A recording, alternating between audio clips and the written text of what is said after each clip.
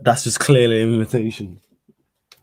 That's clear. That's clear imitation. You just imitated what I said. Yeah, it's clear imitation, mate. I don't even know if you know the definition. Can you spell imitation? I can fully spell imitation. How you telling an Englishman about English? I dare you. How you telling an Englishman about English? No, I'm not. Yeah, you don't control me. Yeah, of course I can. Of course I can. There you are. Spell it then. No, because you don't control me. No, just to be awkward. No, I won't. What you gonna do about it? Nothing. Exactly. You ain't gonna do You won't even spell it. I don't. You don't control. You guys just want to start, and then we can just. Oh, you can't even spell imitation. You don't control. I can. I'm just choosing not to. It's my choice. How are we live? It's my choice. 3, 1, start.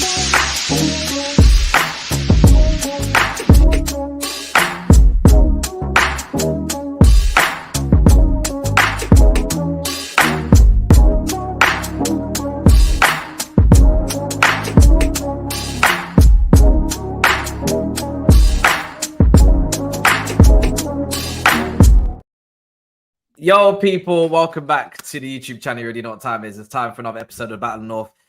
Daps will be here very soon. He's running late. Husam was late. Do not lie. I will leave the stream right now. Flawless was MIA. Everybody just... What's wrong with you lot? Wait, I know I did the whole lateness is greatness thing, but can we just start 5 past maybe? Nah, you know what it is, Matisse? You started. You don't understand. You started the lateness greatness. No. I'm a fan because we're brothers. Yeah, I'm a fan first and foremost, though. Even though we work together and that, I'm trying to be like you. That's what it is. I mean, that's you. You a hater. We know that. You know this guy.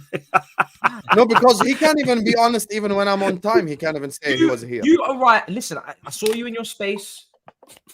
We better be running them spaces. Space is still running. My co-pilots are running. Still running. Yes, the co-pilots. We get it. Yes, you don't fly the plane. Yeah, we've heard it all before. You come in.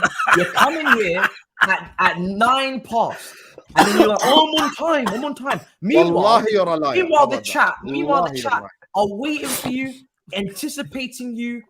And I know you're having your old diva, period right now. I saw the same thing with Miley Cyrus, right? But I am gonna stay consistent. I don't care if you wanna do all of this. I'm gonna be, bro. I need you guys to be here so we can cook. All right, just be here. That's what I need. Can we do that? Can we do that, my maiden brother? Can we do that? Can you be here? We can't do it. We can't do that, man. It's on my nerve. Is this okay for you? Is this time okay for you? Is this an inconvenience? The audience are waiting. Is this okay for you? Even when I'm here. Where is the audience? StreamYard is moving mad, but if you take a look at on another device, the comments. Where is the audience? It says private video. Where is the audience? There is no audience. Not private. It's not private. Exactly. So fix your StreamYard first. It's StreamYard. It's nothing to do with me. Okay, despite Matisse's negative energy, let me just say something quickly. I want to publicly congratulate Matisse on his work that he's been doing recently. I'm not a hater or a fan. I'm a colleague. So I have to congratulate him. You got me. Big up to Matisse. Stop this colleague shit, man. You're not the referee on Sky Sports. What's his name? Mike Dean. This colleague shit. Colleague, you know what? I hope the comment section is witnessing this. I'm here on time, and I'm publicly congratulating him on the stuff that he does, and this is the energy he shows me back. Chat, you see why I have to be an asshole? Because when you're surrounded by asshole, if you're not an asshole, you get eaten alive. So you know what? Fuck you, Matisse. How about that? Hey, Matisse, see how I give you a backhanded compliment, man. I'm not a fan, but I'm a colleague, but congrats. Yeah. I am. So you know what? Salute to you for all the work you've been doing, man. I will say that. Even though we're cool now and we work together, as a fan first, I'm still a fan. So I got to salute you and big you up. You know what I'm saying? And he's shitting on me. Whatever, man. It's because it was a backhanded compliment. That's why. But we move. It wasn't. I was gonna say congratulations on the SDS appearance. I was the only one. By the way, just so you know, I was the only one in the whole GC to congratulate him. He said why? Because You know, said congratulations other than me? No one. No, you're right. Because you know what's crazy? Because you was late, you didn't hear the conversation we had beforehand. So actually, as soon as I got on here, wait. As soon as let me land. You know what I'm saying? As soon as we got on here, I did say that to Matisse. I said, congratulations on your appearance there. I was going to congratulate you in the group chat. And then Husam started talking rubbish. So just to be awkward, and after what you said, I did it in the group chat. I said, I'll wait till I see him. That's what I did. Yeah, now what? Hold that. Not the waffling about. yeah, hold that. Big up. I appreciate it, my brothers. I appreciate it. It's a madness today. I can't lie. Daps will be here. But, you know, I think Husam said he had a lot to say on Man City. So I've just, vacated the room, given a wider stage to him. No, not now. Wait till Daps is here. We can start Wait on till Liverpool. 100%. 100%. We will start with Liverpool. We will, because I feel like I want to give you your flowers now. I've been, just waiting. I want to wait for more games to pass for sure. But now that you've got through that Villa game convincingly as well, with what I saw to be a very unbalanced midfield on paper, I saw McAllister and I saw Jones, and I thought to myself, I don't really think this is it. Like, not long term. Maybe you have to do it today. Endo was dropped. Maybe he was that bad against Newcastle. I didn't get to see the whole game because I was covering a bit of F1. The vroom, the cars. I know you don't like it, but I had to cover it. Remember who didn't sell Endo Copamine? That's all I'm saying. You didn't. And fair enough. It's early stages again with Endo, but you didn't. And you said, listen, this is not good enough. He didn't start against Villa. But you guys, you ran them. You ran a show, man. How are you feeling? You must be even pleasant. Are you pleasantly surprised? Because that defense it didn't look great on paper. I'm not going to lie. It didn't look great. I can't lie to you. I'm not pleasantly surprised. First of all, don't give me a loaded intro after I win 3-0. Like, can we draw the line at 3-0? You can't give me this loaded of an intro after a 3-0 win. Like, there must come a point in time where, like, if I've scored 3 and conceded 0, you can't give me no damn loaded intro. Like, oh, you were shit, but you won 3-0. That's not how I didn't say you were shit. I said your lineup had me concerned, but you didn't play badly. You were brilliant. You did your thing. It's annoying me, the fact that I can't see the comments.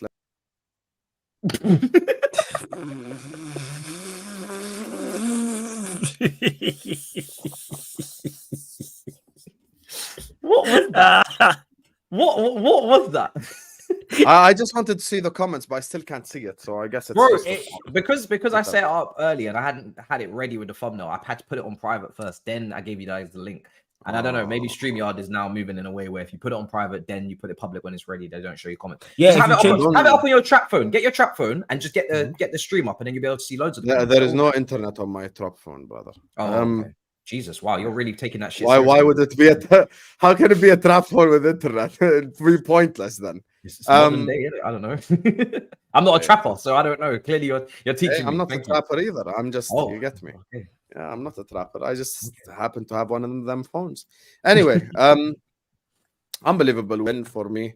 Great win. Best, probably, in my opinion, most convincing performance to start the season. I think this is probably the first game in a long ass time. I genuinely have zero complaints about any player in the entire team. Like, this is the first time I can't say a negative word about a single player in the whole team. Curtis Jones, whoever you want to say. During the summer, I was talking about maybe Liverpool switching it up a little bit, going with the whole like kind of defend by committee thing instead of just one guy doing the defensive work all the time in Fabinho. And I'm going to touch on it later. You can see United kind of doing the same mistake with Casemiro, but we gave Fabinho like 40-50 acres of space to cover by himself, which I don't think is good for any DM to just give him that much space to cover up, that much space to defend, which is, I think, a little bit negative on our end. So the whole defend by committee thing, I can't lie, it's working. It's like, okay, this is what we're going to do as a midfield. We're all going to attack. We're all going to defend. We're going to be a part of chance creation. We're going to be a part of the defending. We're going to do all of that thing together, which I like. I'm going to be honest with you. I really like it. Yeah, I think we've been defending really well. We've been, I'm gonna be honest with you. Even probably the games that we conceded goals, and even if I'm gonna go look at what's it called, let's even say the Chelsea game at the start and stuff. You wouldn't say Liverpool are as open defensively as last season, and it's taking time for everyone to integrate and stuff. So it's a step-by-step process. Do I like McAllister's DM? Absolutely not, because I think it limits even McAllister himself. Like, I want McAllister's best abilities, his best traits to be displayed. And I don't think that is displayed if he's played as the DM. However, if you notice in-game, with Trent inverting, with Curtis Jones being there, and basically us having 3 midfielders who can play the sport, you get to a stage where, like, you see all 3 kind of working together. And that's what I like, the chemistry side of things. Mo Salah, once again, Mo Salah, I don't know whoever watched that game, but Mo Salah had 3 assists.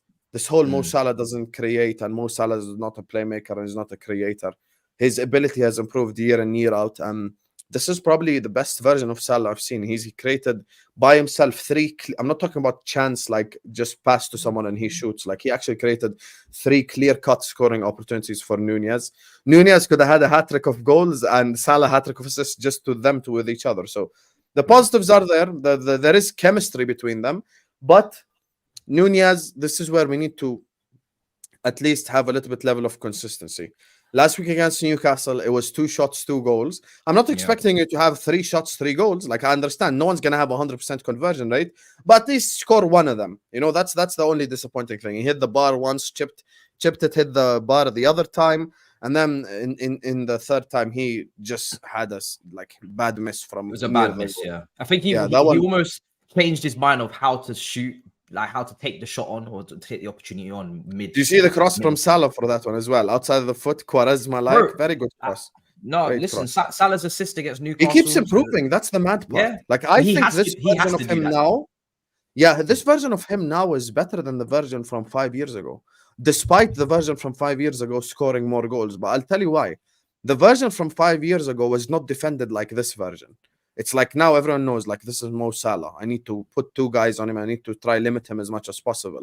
So people defend him extra cautious. The one from 17-18, if I put the Salah from now in the 17-18 team, that entire situation would have been completely different. It would have been like a different animal.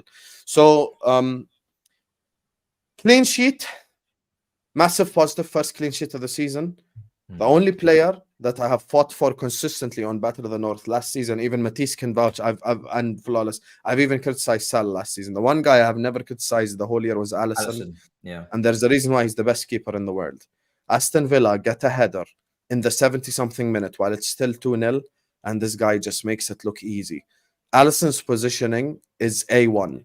And I think that's why he doesn't make Hollywood-type saves, because his positioning is so smart. And I think genuinely, with the Mo Salah situation, this is why when people kept telling me from kind of like a financial perspective or from blah, blah, blah, I'm like, I'm not an accountant. I'm a Liverpool fan. And in order to achieve anything, even of any note, even if you guys want me to win the Europa League or win the FA Cup or even win one of these competitions, never mind the league, you need to keep your best players. And I always say, players like Salah and Alisson and other players on this team, you can't just sell them and keep it stepping like it's normal. It ain't normal. Arsenal ain't replaced Van Persie yet. Chelsea ain't replaced Hazard yet. Man United didn't replace Ronaldo well the first time. You know, so many players of that caliber, when they leave, it's difficult to replace. I'm not going to sell Mo Salah, bring in some random guy called Johan Bakayoko from Feyenoord and act like it's all going to be okay. No, it ain't all going to be okay. That's why I don't want to sell him. So for me, fantastic win. And there's one guy I have to touch on, and that's our signing, Dominic Szobosslai. I just want to publicly smoke a couple of people without saying names. Shit. Szobosslai is the FIFA bedwetting virgin FSG outer type signing, which is a £60 million signing from the Bundesliga that I personally asked for before we were even linked with. And there's video evidence of it. I'm actually going to get the clip and post it on Twitter later on today. Mason Mount was the just back the club blindly signing. This is exactly why I say this to every single fan base, regardless who you support in the comment section. We need to, as human beings, stop acting like sheep. Because when God created you, he gave you a brain to think with. Stop acting like sheep, and anything your club does, you have to shake your head like an idiot. Like, yeah, okay, what a signing, yes. No. There's something called constructive criticism. There's something called critical thought, critical thinking. When we were linked to Mason Mount, I was against it, despite many people trying to act like it's a good signing. No, it's not a good signing. It's a shit signing. Whether it's a Klopp system or Pep's system or my system or my mother's system, he sucks. He just doesn't work. So for me, now that we moved on from Mason Mount and went and signed Szobosslai, these are the realistic signings that myself and many other Liverpool fans talk about during the summer transfer window that we want to get. These are the type of players that we want to get, because we often get attacked with, you want Mbappe, you want to cripple the club. No one's asking for that. We just want real signings, 40 million, 50 million, 60 million, upgrade the squad, and let's keep it stepping. For me, phenomenal win, phenomenal victory, and Szobosslai brought back the pride to the number 8 shirt after Mr. Naby Keita just ruined the pride of that shirt. So yeah, I'm very happy with the win. No, you guys were impressive, man. And I was watching, and I was hoping, of course, for a little bit more to and fro, a bit of drama, because I looked at that Aston Villa team. They had a lot of injuries. I'll give them that, you know. So fair enough. No Jacob Ramsey, no Villa. no Coutinho. You had some injuries as well. No Konate, Van Dijk suspended.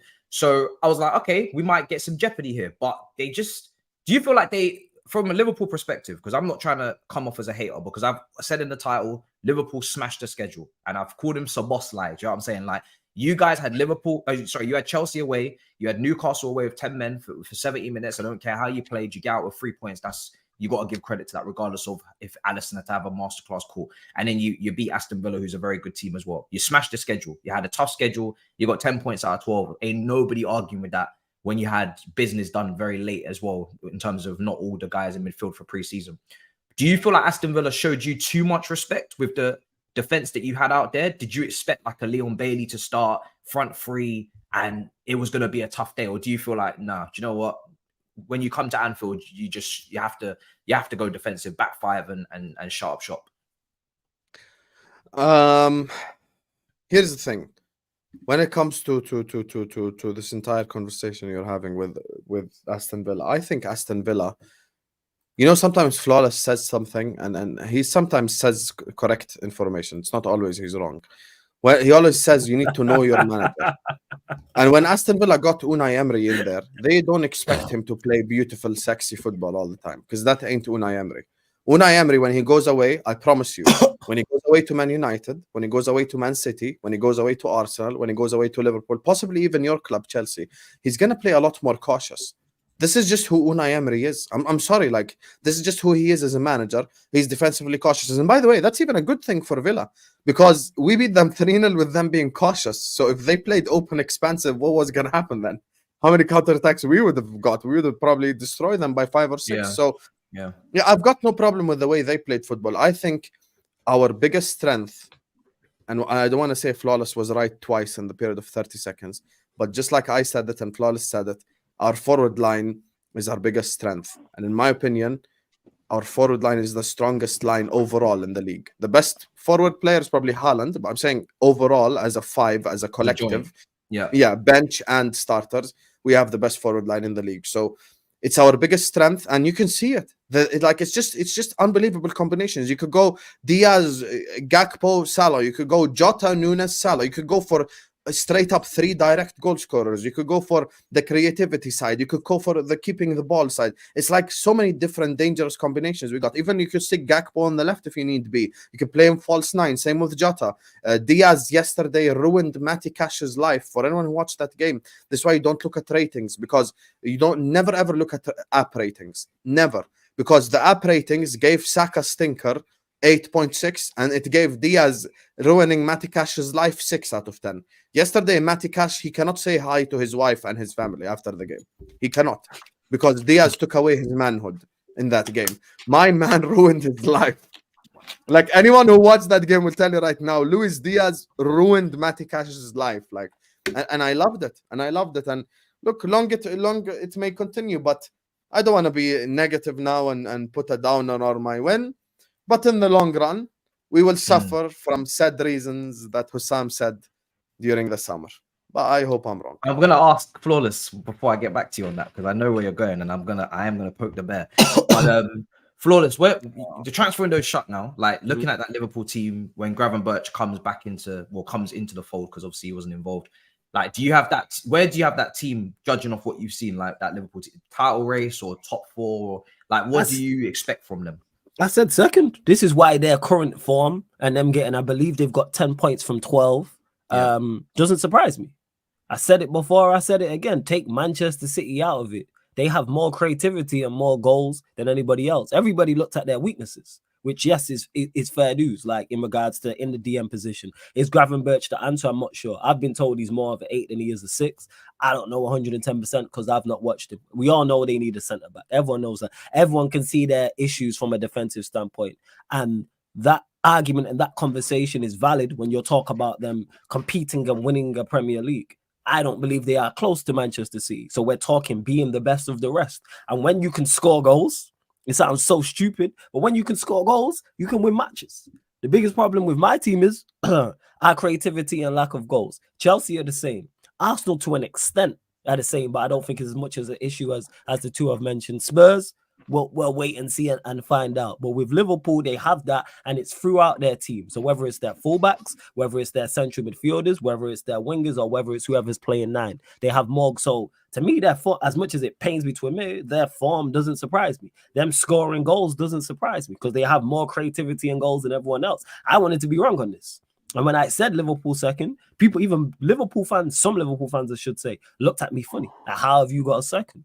Look at your team and look at everybody else. Now, if someone has Arsenal ahead of them, I'd kind of hear it. But I hope they fall off. I hope Husam's right in regards to his concerns about the team. But I don't really rate too many outside of Manchester City. I don't rate the teams in the league this highly. So I think they'll finish second. Do I think they'll be in a title race? No. Because I think eventually your defense will catch up with you, depending on the Gravenberch situation, injuries, as well as at centre-back. But yeah, for Liverpool fans, they should be optimistic this season because you're looking good. You're on mute, fam. He's not even dependent on Gravenberch because Gravenberch can play centre-back. That's why, remember I told you guys, we always do shit like we never complete everything we need to do. That's why I wanted the centre-back. So, yeah, you're 100% right. Konate is injured again. He came home from France with the same, kind of issues. Listen, we all know... Listen, I think it was hamstring. I might be wrong. Okay.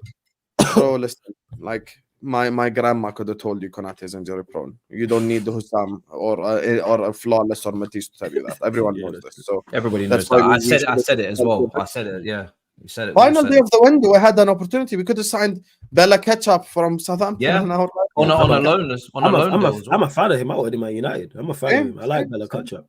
I do. And all you needed... Funnily enough, by the way, sorry, he mentioned his Gravenberch. If it seems like, and I don't know why, it just shows like how kind of idiotic both clubs are in the transfer window this summer. He probably got the player that greatness. I need. He got the player I need, and I got the player he probably needs more. Because I need more like an Amrabat, and he probably could use a Gravenberch a bit more. So, what do you make of the Gravenberch signing? Are you like...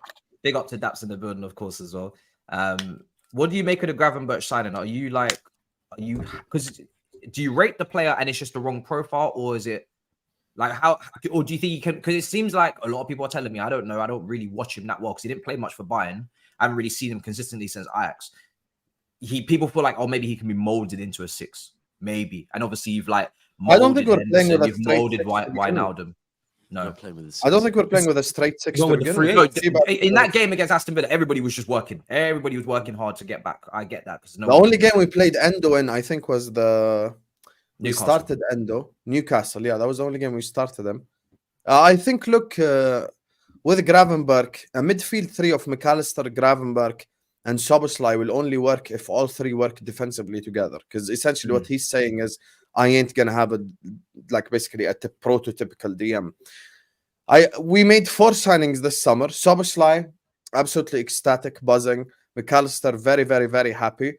Endo, extremely disappointed. And with Gravenberch, it's a little bit indifferent. Like, okay, like it's like I hear you, but it's not kind of what we need right now. It's just I'm looking more at it from the perspective of like, I don't necessarily think we need like our final midfield signing should have been a DM in my opinion. But Gravenberch is very talented. He's very talented. I don't think his talent has ever been in question.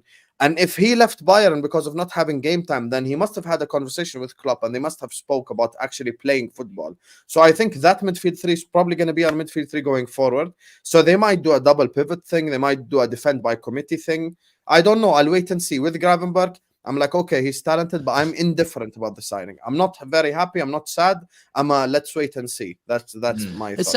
Is that a term you've got off Twitter? It makes sense, but is that one that I need to get used to hearing regular now? That's fine. I'm going to use that. I like it. It makes sense. It does make sense how they're playing, but I'm just thinking. No, I didn't get that off It's going to be one of these words we hear like daily now, where it's a Husam special. All right, I make sure when I use it. It's original. That's fine. I said that before we made any signing. Trademark that. Say it on a few spaces. It's going to go. Yeah, Husam. When I use it, I make sure I praise you. It's kind of like the criticize in isolation. I've used that, and I credit Matisse when I use it still. Never heard of that. Oh, lateness is greatness is beautiful. Oh yeah, that's beautiful. I was going to ask you as well, Daps. Like, obviously, we were just giving Liverpool their flowers a bit because 10 points from 12 against Chelsea, Newcastle away, and Villa at home. You know, fair enough. That's pretty impressive considering I thought they would have dropped more points with their midfield imbalance. But do you, as a City fan, see like who do you see rising rivaling us? Yeah, or is there just no one? Because obviously, like Arsenal won over the weekend against United. I have to keep being consistent. Going into the transfer window, I said it's Arsenal or Liverpool, dependent on who does what in the transfer window, right? And it certainly looked like Arsenal were doing more, but when you really sit and deep it and break it down, they didn't, right? They brought in Timber, which I thought was probably Timber and Rice were the two good ones, yeah. Rice, but the Rice one, you would say Xhaka left, so it's, you know, it's good, but it's not depth. You've just improved the quality of that player, right? But then Timber for me, it was Timber, because that is not only a good defender, but it's also an extra defender, right? He got injured for a season and they let Tierney go on loan. And I was convinced they were going to bring in another defender and they didn't. So I'm like, oh, okay, if long term across the season, because I still think, yeah, Arsenal on paper, their best 11, it could win most games. It's the same with Liverpool. Best 11, yeah, they can win games. The whole thing is, and if you look at the season when Van Dijk got injured, remember the season Liverpool dropped off and didn't win the league? They don't win the league many seasons, to be fair, but that season when they dropped off after winning it, right? They actually were really good up until, I think, January, right? And Van Dijk got injured way before then. It wasn't it wasn't initially an impact, and everyone's going, Liverpool going to drop points, Liverpool going to drop points, and they didn't. They carried on performing. It was only when the season gets deep you start really seeing, oh, now the Van Dijk injury is catching up with them, and now the so-and-so injury is catching up with them. With Arsenal and Liverpool, it's the same. If both Arsenal and Liverpool can go through the season and dodge injuries and dodge burnout, great. But I don't think either of them can. And if I'm being honest, I think Arsenal are more equipped for that than Liverpool are. Because especially if this is a defend in committee where everyone's having to get back and put a shift in and everyone's having to give an extra 15%, by January, that 15% is going to catch up with a lot of them, right? Especially with some of them, in fact, 3 of them, where if you remember Klopp's first season at Liverpool, I believe there was a lot of injuries because he plays that, like, you have to really dig in deep. And your bodies get used to it. But these 3 midfielders that he's just arrived, their bodies aren't used to that yet. And all of a sudden, when they're having to put in shifts week in, week out, it's going to catch up to them, in my opinion. Now, listen, I'm not a PT, I'm not a nutritionist, I'm not anything like that. But just going by what I've seen in the past and going by the way seasons are long, I think Liverpool will continue to win games. They've got Jurgen Klopp and they've got a spine of players already that are winners. And they've brought in some damn good 8s for me. Like, best window of 8s I've seen for a long damn time, right? Yeah. But I do think they needed a proper 6. And I do like think... a Paulinho. But I think more important than that, I think they needed an extra centre-back because I think that's going to be the issue for them. They've got... Most of their centre-backs are pretty injury-prone. So, yeah. But we do have to give their flowers at the moment when everyone's, you know, down on them. Klopp's risen and Klopp's getting the best out of them. And, yeah, they've had some quite... You've played Newcastle, Villa. Who else you played, Sammy? The other 2. Played Chelsea as well, yeah. and played Bournemouth at home. So take Bournemouth away. You could say it's one of the hardest starts of Premier League teams. So you've got to give them credit. Yeah, man. And there's some performances there. Nunes is looking good. Like, yes, he didn't score at the weekend, but after the Newcastle game, he's kicked on and also shown that away from scoring, he's important. I think Gakpo, he's the reason why the own goal went in, isn't it? Hitting the bar. Yeah. So I think Liverpool look good, man. And as long as that bid doesn't come in before Thursday for Salah, I personally don't think Salah's leaving. That's why I've not even covered it. Really, you're still on about that? Szobosslai, by the way, I'm not on it. Post game, he said Salah's staying. Yeah, I know. That's what I'm saying. I haven't. But someone said on the last show that I did that, there's a bid coming in, like a late last minute bid or something, and there's going to be one more. Was it some of the same people who told me Qatar buying Liverpool? Because it might be the same people, so you have to be careful who you trust. Do you know, the thing is with this Salah thing, I said I think early in the day on Friday, it might have even been Thursday. Yeah, it would have been Thursday, in fact, because I wasn't about Friday. I said to somebody, for me, this is the Saudis using that last minute bit of promotion for the Saudi league by being so involved, because it was just constantly, yeah, we're going to do this, we're going to do that, it's like, listen, the transfer window's short, do it then. And they're just, for me, they're just, it's promotion. They know they're not getting him because Liverpool can't, come on, if Liverpool weren't going to let him go before the transfer window closed, now it's closed, they're not actually going to go, yeah, F it, we'll grab the money and not buy anyone. They'd have to come in with, I think, more than 200 now. I think Liverpool's owners, now I think Liverpool's owners would be like, do you know what? You want him that much that you think you can get him when the transfer window's closed? We've changed our mind. We want 250 now. And I think at that point, maybe, but I think 200 million, I think, nah, especially the start they've had, because Klopp would probably be saying, look, FSG though, they might look at that money and think, woof, 200 million. Oh, of course they might, but I think Klopp would be saying to them, yeah, I think so, yeah. We've started well. Everyone doubted us. We've started well. Don't do this, because that is, I think there'd be at too much risk of the whole team's spirit and the whole team's belief in the board and the direction of the club would just be like, nah. Yeah. So, it would be demoralizing for the squad as well, because like the thing is with Salah now, he's the experienced forward who's meant to be kind of bringing that chance creation that Husam was speaking about, the assists, kind of being selfless and being like, you know what, I've already shown that I can run things in terms of a goal scoring, but Núñez needs his confidence. Diaz is still relatively new. Jota needs his goals as well. Gakpo will want his goals. Like Diaz been banging. I can't lie. I need to take a sit. Yeah, I need to like take a seat back and be like, actually, I'm gonna be more of a provider. I got two more things. This I'm seeing the chat. I'm not gonna be able to bring up super chats on the screen, people, because StreamYard's moving mad. But I can see your super chats. We'll get to them. But is it Quansah on the bench, the centre back? People are saying that maybe he could provide cover. I don't know who he is. Is he all right? How? Sam's going to be honest here. All right, let me not trigger this guy. I can tell he's going to be honest. I can tell by his reaction. Okay, all right. All this youth hype, all this youth hype, unless you're Trent level or Gerrard level or Owen level or from the other teams, Foden level or Reece level. Reece is in the hospital, to be fair, but you get the level I'm talking about. Yeah. When I'm talking about levels of that level of player, I can rely on you. Quansah, listen. Europa League group stages and stuff, you get me? It'd be nice for him to get the game time, but I ain't gonna put my entire season if I want to win a league on a 19-year-old centre-back who has zero experience. That's unfair to him to begin with. Sam, is he someone that's come up through your academy? And because people have seen him in the academy, they're saying he's cooking. Is that what's going like? Because did he come on against Newcastle? Yeah. He played this summer. This season is the first time I've seen him. Okay. Like this preseason is the first time I've seen him. Look, I can tell you now, I've seen it at City with younger players that the reputation at our academy is different gravy. Our academy are winning, doing the 3-peat in under 18s and under 21s. And there's players that look insane at that level, right?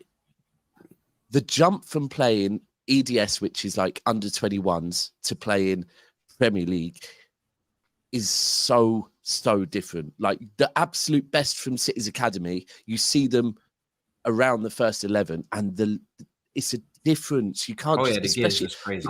It's so different, and you think, oh no, it can't be. It is. That's why when you look at City's academy, we've got 10 academy prospects in England's latest under 21, right? But Foden and Rico Lewis, they're the two so far that have come through. And it's not easy, man, to make that jump, especially if we're talking about challenging for a Premier League. No, different level. I mean, we had Mudryk in the under 21s of the Euros, and people were kind of getting very excited about some of the passes he was playing, some of the goals. And I was like, cool, this is nice for confidence. But if we're talking about making that jump, I've seen Hudson-Odoi, and I said it on a video. I didn't really even cover it too much because I was like, this is only good for his confidence. This is nothing to really give any weight to the Premier League level that he's going to have to play at, because I've seen Hudson-Odoi cook at under 21 level. I've seen all these guys. They have to cook at under 21 level. Like it's not Smith Rowe, and he can't get a sniff at Arsenal. Can't get a sniff back at Arsenal. Yeah. Cole Palmer, who looked great for them. I know other reasons now as well, but he's had to go, and he's a lot older. Like he's more established. He's had more game time. Are you cool with that? What him going? So I wanted him to stay. To be clear, I'm a Cole Palmer fan, but the minute and he had a good preseason, had a good Charity Shield Seville game, and he's definitely a goal threat. But He said after one game in an interview, when they said, "Do you think you're going to stay?" He said, "It's all about game time. I want to stay, but it's all about game time." Now, the minute and then if you look at our first 3 Premier League games, he didn't start, and then we signed Doku, and I thought he's gone. Like, there's no way he's going to go. So I'm not starting before you sign a winger. You've now signed a winger. So ultimately, I know what it is. And at that point, I've said to people, I want him to stay, yeah, but there's no way. I want Doku and him. We ain't keeping both. He's going because him and Pep have never really seemed eye to eye because, and the only way I could see that is Pep is demanding of some of the young players. Yeah. Haaland spoke on it before and says he likes it. Foden spoke on it before and said he likes it because he gets it's coming from the right place. If you're a player that doesn't like that, to me, you already think you're there and don't need help. Now, I slightly rate that because it means he's a confident guy, and I've seen it. He is confident. He will. Whereas like some players won't take the shot on. They'll think, oh, can't lose the ball. He'll take the shot on. And that, when you're needing goals, I feel that's why I thought I would like to keep him as a Mahrez replacement because that's what we need. But it's what it is. The other thing is, I got told at the weekend while I was up at the game by quite a few people from his estate. It's a lot of non-football reasons why he's left as well. Things to do with one side is he wants to get away from the estate because as long as he's out and about around his Wythenshawe lot, he will get involved in football things that he doesn't want to get involved with. He wants to concentrate on football. And that's why I think he's gone to you, because I think you've told him. London now, isn't it? Like, he doesn't know probably anyone. He's away from everyone. He wanted to move to Germany, ideally. Okay. Man wants to get out of the country. Is it that bad? Well, that was the other story I heard. It might be, but I don't know about that. But back in May, he was saying he wanted to go to Munich. So not Munich, Dortmund. But for me, I'm intrigued to see how you use him, because obviously Sterling started really well on the right. Yeah. Cole Palmer, we've seen recently on the right. Yeah. But if you go back and 2 examples, if you go back and watch his first ever Champions League goal, which was against Bruges. Okay. Yeah. Not his goal, but a pass before the goal. Absolutely beautiful pass from central. And then his first ever goal for City, it was against Wickham, was through the middle. So he can cook through the middle, and I'm intrigued if you might use him in that role, because I don't think you want to move Sterling off the right now. No, I personally don't. I don't think something that's not broken. Like, what's so ironic, and I'm not going to get into Chelsea because I want to move on to City and just keep it flowing. But you don't want to get into Chelsea? Because last time, hold on a second. Last week, I tried to combine. Hold on a second. Hold on, darling. Hold on. Look behind you. Ilanga's there. I tried to put in Flawless, you saw this, right? Back me up here. I tried to put the 2 shows in together. I tried to give you your London, so we can talk about London. Oh, you want to talk about Chelsea and Arsenal so much? Okay, let me just put it together for a second. And Husam wanted to have so much chit chat. But it was like, poor Potts couldn't even talk. So I was like, okay, cool. He was like, no, let me shine. I was like, okay, cool, I'll let you shine. You guys are so... Why is so boring, Matisse? Those London boys need to get a voice. That's what they need to do. How about that? They need to stand up for themselves. I was like, no problem, Habibi. So here we are. Flawless, Matisse, if I'm quiet, if I give you your dream of me being quiet... I didn't have a dream. It was did he just mute himself and keep talking? That was actually fair play. That's actually quite smart. But in terms of Sterling, no, I wouldn't. Ironically, in preseason, everyone was like, Sterling on the right hand side is stinking up the place. Well, on the left hand side, we're getting good combinations from Nkuku, from Mudryk, from Jackson, and then in the season now, Sterling's the only one cooking, and the left hand side looks like shit. But I'm gonna leave the big game to last, because I'm gonna leave Flawless a minute just to gather himself. I don't know how you're feeling. You know what I mean? It was a big game. I'm okay. You know what I'm saying?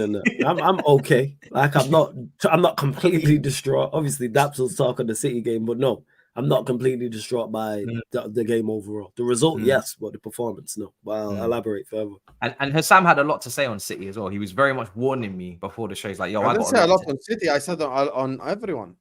Oh, okay. All right. So Sam has a lot to say. But once again, you suppress my energy. So I don't suppress. I just said sharing is caring. Do you know what I'm saying? Sharing is caring.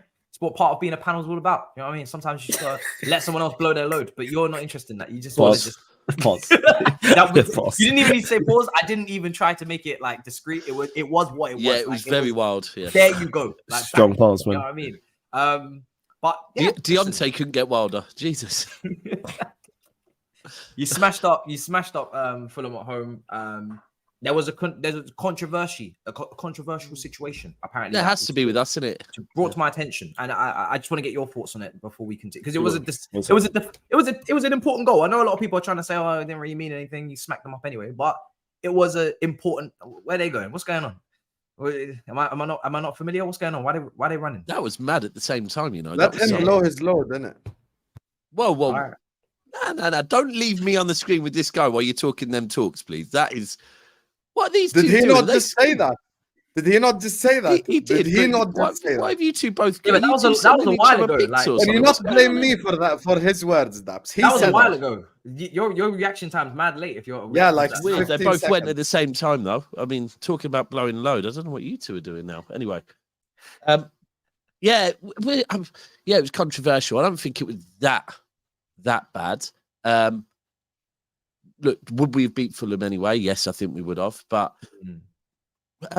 for me, I didn't see it real time, because when you're at the game behind the goal, you can't see things like that.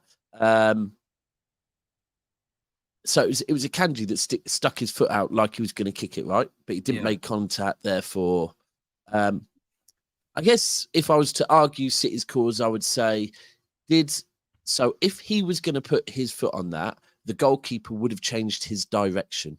Yeah. The ball was coming this way. He was here. The way he put his foot out, he would have put it in the other corner, not the corner it ended up in, which is the corner from the header, right? Did the goalkeeper change his direction? No, he did not. He carried on diving to where it was initially going. If he would have changed his direction, then yeah, and then it didn't go there, I would have said, yeah, he interfered in play.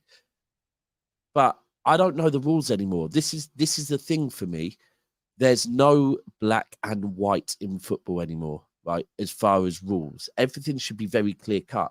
And when I went through some of the rule changes in the summer, I'm like, grey. This does not help. Everything is left down to interpretation, right? And ultimately, if we're going to have VAR, which is as good as a robot, right? Robots work in binary, like 0 and 1s, black and white. It can't be down to discretion, because I've just come on here and given my reason, right? Husam could then give his reason to why it should have been disallowed. Ultimately, we won 5-1. I've seen controversial decisions in most games this season, and that's just the way it is. As far as the game, first half, I thought we was not very good. Atmosphere at the ground was rubbish. I was saying to people, it just reminded me of the Everton game. Remember when we had to have the committee? Yeah. New Year's Eve, where we drew with Everton? It reminded me of that, the atmosphere. It reminded me of the Brentford game that we ended up losing last year. And I said, but the difference is what we have to do in the second half is do what Arsenal couldn't do the week before and turn 1 point at home to Fulham into 3 points. I won't be telling you about it in December, let alone in May. But Haaland stepped up. Again, Haaland first half, we thought he looked injured. He looked that off the ball. Second half stepped up. And it was interesting seeing Gomez even get a good assist as well, which is rad. Which is when, I mean, second half, we have Phillips come on, get minutes. Gomez come on, Rico Lewis come on. And they're the type of things that we need to be doing at the moment. You know, cruising games, keeping players fit, giving Rodri that well-earned break that he needs, because we can't, you know, this is his fourth season at City. Can't be having him get burnt out, or then there's big issues. So, yeah, it's a good win, great weekend. You're the only team with a 100% record. Yeah, played one game more than everyone, 100% record, while also picking up a Super Cup. Had a good transfer window. Bernardo Silva signed a contract. Walker signed a new contract. Brought in 4 new players. For me, life's very good, and I'm looking at Arsenal and thinking, yes, they got 3 points yesterday, commendable. Did they look good for me? Not I would really. say no. I would say no Not one stood really. out from that match. I was saying on the close corner. I mean, even right, there's this whole Rice props has come out. Mad props for Rice. Like Rice is. Last night I did hear someone on a stream say Rice is the same level as Rodri, right? mad. And I'm like, okay, bro, no problem. If like get that needle out your arm now, yeah, because and I'm going, is that based on today's game? And he said yes. I said, what? So literally, because he scored a goal. You now want, and he was playing the DM role. You now want to compare him to Rodri. Like, just don't. I'm so sick of these comparisons after a few games. Rice, like I said, commendable to Arsenal to get the goal, to keep going, and all of that. To then, off the back of that, come out and say, and by the way, can I just, all of you watched that game, right? Yeah, of course. I could be wrong on this one, but not many people are speaking on it, which probably means I'm wrong. The Rice goal, yeah. Did no one clock how somebody was holding Johnny Evans back so Johnny Evans could not close Rice down? Did no one clock that? I didn't see it. Johnny Evans clock that. Well, Johnny Evans and someone, he literally got someone was wrestling to the point where Johnny Evans was trying to get away from the guy and the guy would not let him get away. And I was going, why is no one closing Rice down? And eventually someone did, but Johnny Evans was trying to close him down way before and was being held back to the point where he was trying to get away so much that it looked like he pulled the other player down, but it wasn't. The other player had his arm around him, stopping him from closing Rice down. And Cass was in here going, why is VAR not checking this? And I was going, that does look a bit mad. But then no one spoke on it because obviously there was the Hoyland thing where there was with Gabriel there, and everyone's focused on that one. But I'm thinking, hold on, Johnny Evans would have closed my man down, but it is what it is. The fact that Arsenal, they've done it twice. They did it against us in the Community Shield where they scored in the dying minutes. So you've got to say, do you know what? That's a bit of, and they did it a lot last season against Bournemouth and Villa, and you know, But for me, the thing I'm looking at Arsenal with ultimately is I'm looking at them and I'm going, you didn't replace Timber, you let Tierney go. Partey is now injured. This is going to catch up, and again, Havertz this whole stinks. I'm not going to Havertz. Yeah, I'm not even going to talk on Havertz. I'll let everyone else talk on Havertz because it's so clear. But the thing is, when I saw they'd gone back to the back four, I thought, right, Arsenal might. Sorry, we're going to move on to them in a minute, but they might play Partey as the 6, then Rice as the 8, and I thought Cook that and will Havertz cook, will come out. Yeah. Then I found out Partey was injured. I thought, oh, that's a big deal because already, apparently it's just a little injury. Then I heard someone say, oh, it's a few weeks. And I don't know if you remember last season, but the same thing happened with Saliba. When he got the injury at first, it was, oh no, it's not a big injury. And I remember Gunnar Lee saying on the stream, it's bigger than everyone thinks. He's out for the rest of the season. And I think Arsenal try and downplay a lot of their injuries, and like to not cause panic. And this Partey thing, he's injury prone. They don't need that. And that's going to, But as for City, look, it's 3 points. Haaland scored a hat-trick. And I don't know if any of you seen, Haaland has repeated his start from last season. Yes, I saw that. Every single game, in terms of mirrored by last season, he's done exactly the same thing. Guy's a robot. 1-3. Guy's a robot. No, he didn't score in one of the games. Which game did he not score in? So it went last year and it went this year. It went 2-0, 1-3. He's a robot. A good interview that he did an interview with. He did admit. Did he not admit in the interview that the goal should maybe or not have stood? That was what a lot of people were saying. What, the Ake one? He did say that situation. I did see that as well. See, there we go. This is the thing. I'm not a ref. I mean, I personally, I've of the belief, this whole interfering play thing. Personally, I think anyone has the potential to be interfering in play because if you are a defender and someone is in a certain position, they could be wide left, right? And the ball could be over here. But if I'm a defender and I'm thinking, hold on, this geezer's behind me, I need to mark him. He's in my head, therefore he's interfering with play. Now, if the goal goes in and he's had nothing to do with it, as a defender, if I've had to take my time out to go and mark him, have I not interfered in play? Because I could have been involved in stopping the goal. Everything is related.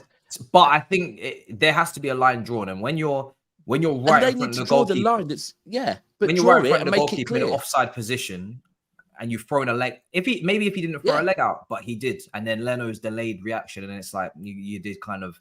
And that's the thing, Matisse. My job on here is to come on and defend Manchester City. So I found 100%. A way to say this is what it could be. Now, in my opinion, I think anyone on the pitch is interfering in play. So my actual opinion is it probably wasn't a goal. But I'm not a ref. I'm not VAR.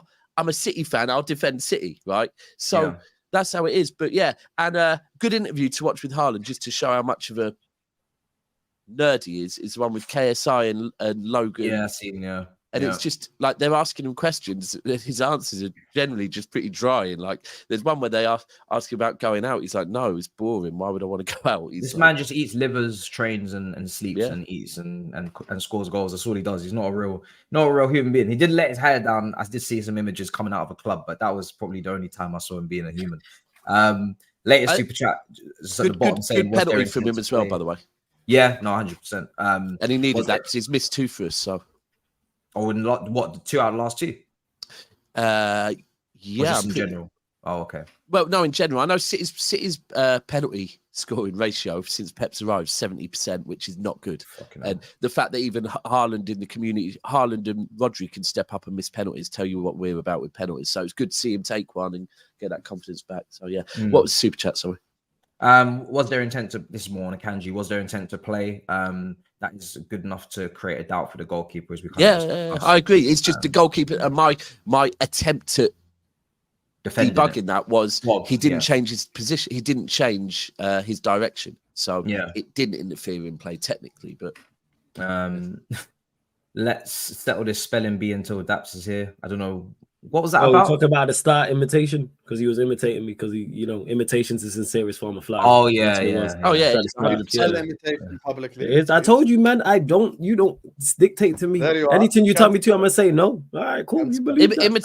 Imitation is the greatest form of flattery. 100%. Yeah, 100%. Yeah. And he was imitating me because before I move on to United, Husam, if you have anything you want to mention on that before I move on.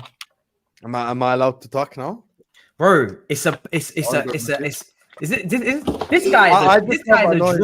a drama queen, isn't it? Is this what he's like? Facts. He usually talks about our teams more than we do. So everyone in the chat, Queen Bee, man. Everyone in the chat is already spamming #free Husam. So big up to the chat. You get me? Shout out to my people in the chat.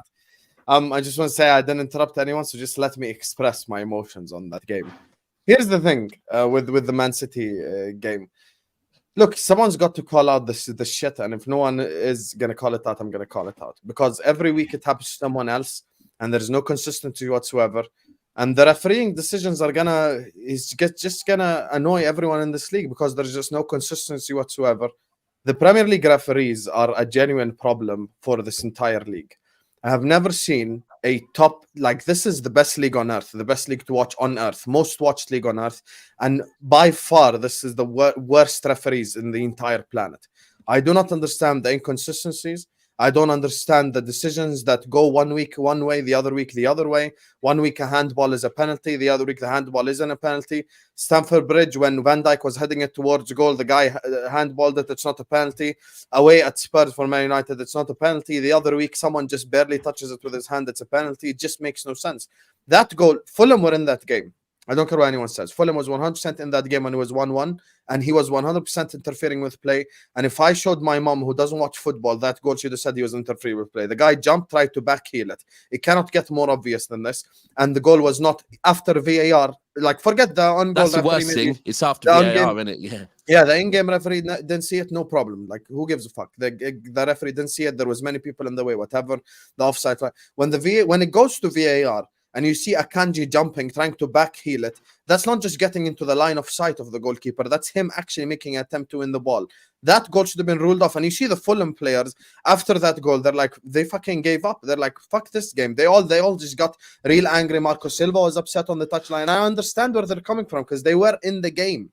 And these are the things that we will all suffer from this whole season, the inconsistencies. If you're going to call it this way, next week, then, or after the international break, let's just say, for the sake of argument, Brighton are playing Man United, and let's say, like, Evan Ferguson took a shot from outside the box.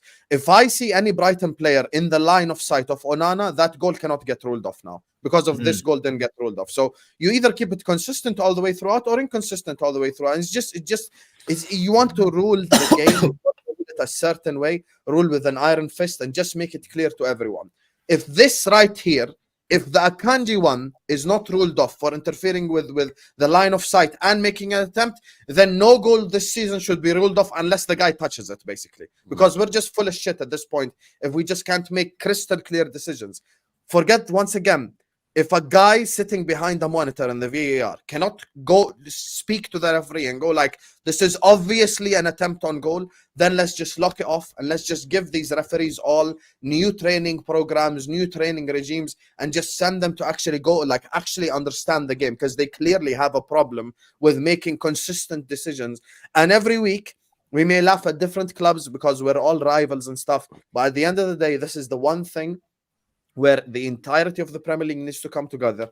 All 20 clubs needs to come together, and they need to go to the PGMOL and they need to go speak to this refereeing association and go like, you need to get your shit together, because Man City and Liverpool and Arsenal and Man United and Chelsea are not paying 200, 300 million for these players just so Anthony Taylor or Mark Clattenburg or some random referee fucks up my weekend because you can't make a correct decision to save your life.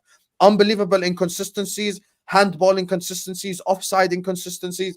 That Garnacho offside, I bet you right now, time wasting inconsistencies. Another week that would get given some other time. Maybe if it's not such a high caliber Arsenal versus Man United game, if Man United were playing, let's say, Wolverhampton or maybe a Luton Town at home, no, because they don't give a fuck if Luton Town fans are outraged, they probably give that goal. They're like, you know what, Garnacho is just a little bit offside and we're going to do this, we're going to do that. So it's just unbelievably inconsistent. And Fulham, in my opinion, even though the result ended up being 5-1, the game before that goal was ruled off is two different games. And from Fulham's perspective, I understand. Because if you're away at the Etihad, which is, I have to be honest and say this, which is the toughest away game currently in the entire league, Fulham were in the game and it was 1-1 and they were playing really well. And then you could see the goal like that is so crystal clear to see. They almost were refusing to go and play. I understand why. They just had a mental collapse. They're like, fuck this, I'm not motivated to play anymore. And this is going to come back and bite us in the ass week in, week out. Every single time there's going to be a referee making some dumbass decision. And the most annoying part is every single one of us has been complaining about this for the last 4 or 5 years. This is not some new thing. Premier League officiating has gone even worse than the Ferguson days. And 2 seasons ago, when we lost the league because of the Rodri handball, people, they came out and they apologized to Everton. Okay, but and what? Like the apologies for me enrages me even more. Your apology does nothing. Please understand. The PGMOL has apologized to Everton for them losing. Okay, and then what? Did the result of the game change? The PGMOL apologized to Wolves because Onana should have been a penalty and blah, blah. Okay, but what does your apology do? Your apology does nothing. But 2 seasons ago, instead of Premier League fans coming together and going like, this is fucked up, this refereeing thing, everyone's like, haha, hand of fraud, Liverpool bottle jobs. But the truth is, that penalty should have been given. And those are the decisions there at the end of the season or come crunch time that will make a difference at the end of the day. Because come May time, when there are big, high, like, how can I say this, high caliber games that are important, we need these referees to be on point. And at least if the referee on the pitch is not on point, then the guy in the VAR monitor needs to be on point. The key for me. If you make a mistake as a human being, I've got no problem. Because a Salah can miss a penalty or a Haaland can miss a penalty. Big players make mistakes. It's fine. But if the guy behind the monitor, you're sat there, you idiot, with one job to do. Look at guys, not one, four. Exactly. Look at the monitor and make a decision. You cannot get an easier job your entire life. You cannot get an easier job. Your job is look at the monitor and make a decision. If you cannot make a decision after looking at the monitor and getting replays from 15 different angles, then why are you a referee? But this thing is going to continue to affect the Premier League negatively because we all view the Champions League and we see how different it is. How different is it in the Champions League? Decisions are made like that and they're accurate. And then people come tell me, why aren't English referees in the Euros? Why aren't English referees in the World Cup? Because they're fucking shit. That's why they're not in those. Husam, and it is the referees, but it's not just. And I agree with you ultimately that as 4 of them, they should be able to sit there and give it. Even if they've got the amount of time it takes, they've got enough time to have a conversation and work it out and go, do you know what? Yeah. But this goes back to what I said before, that it isn't just the referees. It's the people that create the rules. The rules should be black and white. They should not be down to interpretation, yeah? My eyes are not great. Everyone knows that. That's why I squint, right? If I look at something, I might tell you one thing. If you look at something, you will see something completely different. Yeah, it should be to a point where it's not like that, right? It is black or white. Is he behind the line? Yes, right. Did he stick a foot out? Yes. No goal. It's that simple, right? There needs to be, but the rules need to be set like that. Not that you have to take certain things into consideration, because then it becomes down to interpretation. With that time wasting thing, like I remember one game, and this is the key, by the way, because you called out the Rodri handball. I could then call out the fact that I remember in one of those games, Mane blatantly stood on a player's foot and it should have been a foul. It was not given. And this is the thing, that it happens to all of us. The other week, there was a handball against us, was not given. We can all call out things that happen against us. It's swings and roundabouts, yeah? The best way to do it is scrap it all, make it so clear-cut, like that Havertz one where Havertz had the ball for a bit too long before putting it back in play, got a yellow card, where actually the guy before him had it for like an extra 30 seconds, no card given. Again, it should be, if you have the ball and don't put it back in play within X amount of time, it's a card. And it's not down to interpretation. You mean they're complaining that they're doing this season? I just remember if you complain, they give you a yellow. Oh, sorry, but it's even so dumb. all of Like, that, those players have no emotion. No, it's someone teacher shit. Someone DM me. Power. Matisse, can I just say one thing? Sorry, quickly. I want to clarify. I'm not making this a City thing. I'm saying all the league. Everyone, everyone. Yeah. Because the Onana one, for example, let's all right now on a serious level. What if Wolves get relegated by 1 point? Or at the end of the year, let's assume Wolves go down by 1 point. What the fuck does that apology at the start of the season mean now? Because with what Daps is saying, certain things are so obvious it doesn't even need interpretation. You could have played the JBL music when Onana punched the guy, clothesline from hell, because that's what happened. Guy punched him in the face. It's a crystal clear penalty. Just give the penalty. If you don't have the balls as a referee to make actual decisions in high key important moments, then give up your job and go work in a non-pressure job, and give people who can work under pressure that role, because I'm sure so many people in England would be extremely happy to get paid that much money to work to have that opportunity to do. But also, they need certain decisions are so obvious. Akanji makes an attempt at the ball. Onana punches the guy. The other week at Stamford Bridge, it was a handball. Away at Spurs, despite fuck Man United, it was a handball still. So you have to make these decisions crystal clear for the entire 20 Premier League teams, because it just fucks everyone up. And I don't believe that it like what I don't know what you guys say. It balances it out. It balances itself out. It balances it out. Of course, because it don't balance it out for Fulham. It don't balance it out for Wolves. It don't balance it out for Sheffield, for Luton. The bottom 10 teams are never going to get the balanced it out things, and it's always going to be the big clubs that get the favor. It's Sam. But what I would look, I can't comment on that, because to be able to comment on that, I would have to be aware of those situations with those clubs. Now, the reason we're not aware of those situations with those clubs, if we're being honest, is if there is a game between Luton and Sheffield United this weekend, well, after the international break, and there is a controversial decision, if we're being brutally honest, we won't even hear about it, because we don't care. Because and that's me being honest. Sorry, I'm not shitting on no clubs or nothing, but it's just I'm a City fan. I'm not going to sit here and tell you that I watched Chelsea this weekend. I didn't, right? So there's games that we don't watch. I did. Good game. No way he just compared Chelsea to Luton Town. No. I'm saying if I don't watch Chelsea, I watched Chelsea. No, it was great.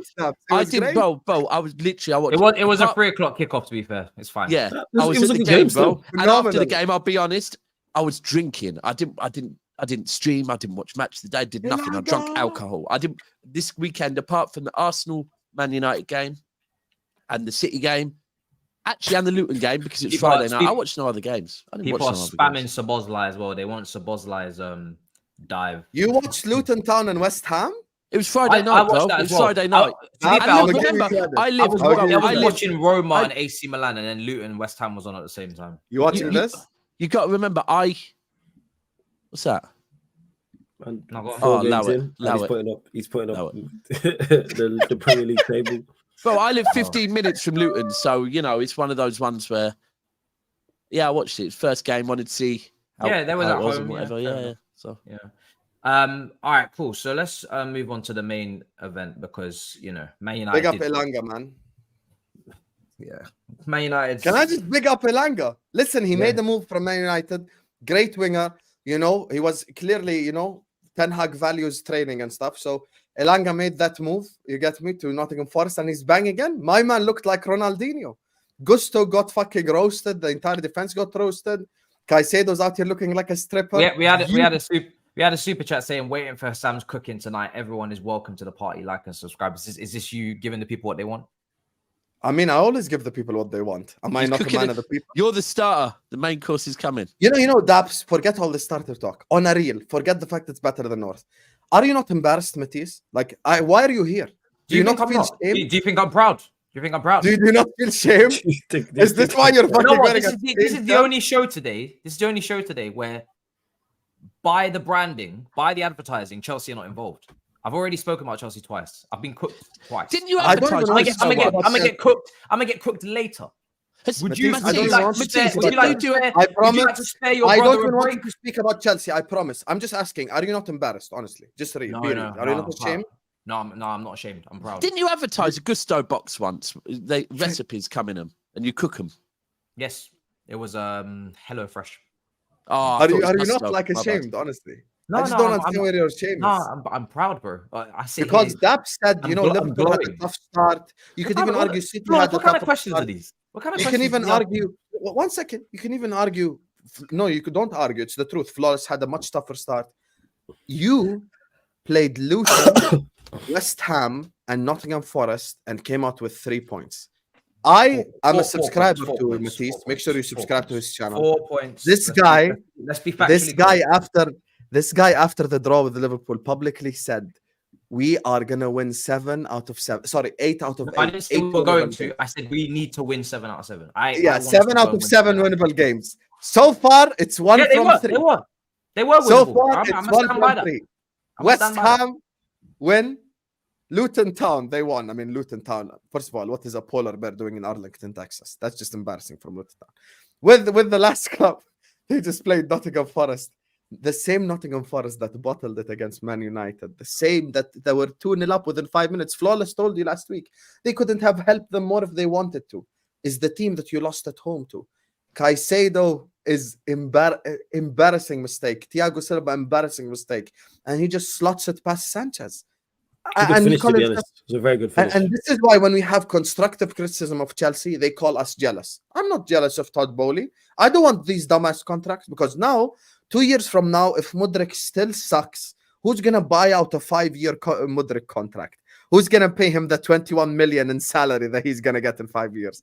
No one's going to pay him that money. So you know what then you have to do? Because let me explain to you FFP quickly. Chemical engineer, I studied finance. If you have to basically tear up Mudryk's contract, you have to pay him that 20 M's. And that counts towards FFP. Now you're fucked. And there is a report by The Athletic that if you get 50% of your transfers correct, it's considered successful. So if just 50% of your death row contracts were not successful, you're fucked, Matisse, because you can't sell any of them. But we're all jealous. A buzzword, amortization, but enjoy your losses to Forest. You spent 600 million. You hold on a second. 600 million and you're still 12. You before the Nottingham Forest game are still crying about Lavia on Twitter. You're still tweeting about Lavia. That happened 2 weeks ago. That happened Yes, you are. I see your tweets. I replied to them, and then you deleted it, and then you tweeted it again, thinking that I wasn't going to reply to the second one. I didn't delete it. It's the same tweet. Don't lie. I never deleted you. Oh, so maybe you edited. I don't know, but I couldn't find it. It was just set up new accounts instead. You are crying. You are still crying about Lavia, saying, "Oh, his agent picked Chelsea over Liverpool for money. Let it go. Let it go. Move on. Okay. You have 10 points out of 12. Let it go. Why are you still crying for? Why are you still crying? If we're so shit, we're not a threat. Then why do you care? Let us spend. Matisse, you know you're speaking to Husam, not Elanga. Why are you mad? No, because what do you mean? Why am I mad? You are the one talking. I'm responding to you. You are crying about Lavia to this day. When you stop crying about Lavia, I'm happy. I got 3 points. Good. Well, then why? Defend by committee. Buzzword. Let's move on to Man United. Why are we talking about Aston? Move on. I lie. Fucking hell. Flawless. You've been awful quiet.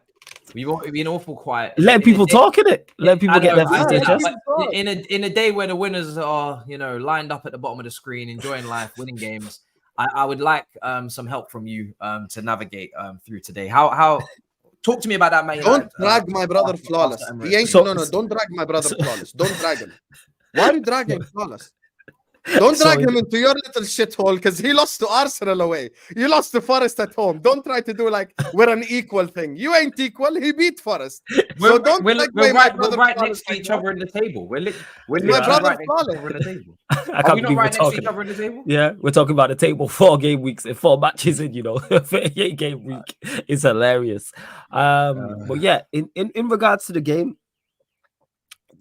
there's a lot that went on, but what I wanted to see, obviously away from home, it's been spoken about. I've spoken about it a lot in regards to our performances, and even so, I wanted to see a performance in this game, in particular after the way our first 3 games went. Even though we had won 2 out of our first 3 games, and it's mixed because I have very little issue with the actual performance overall.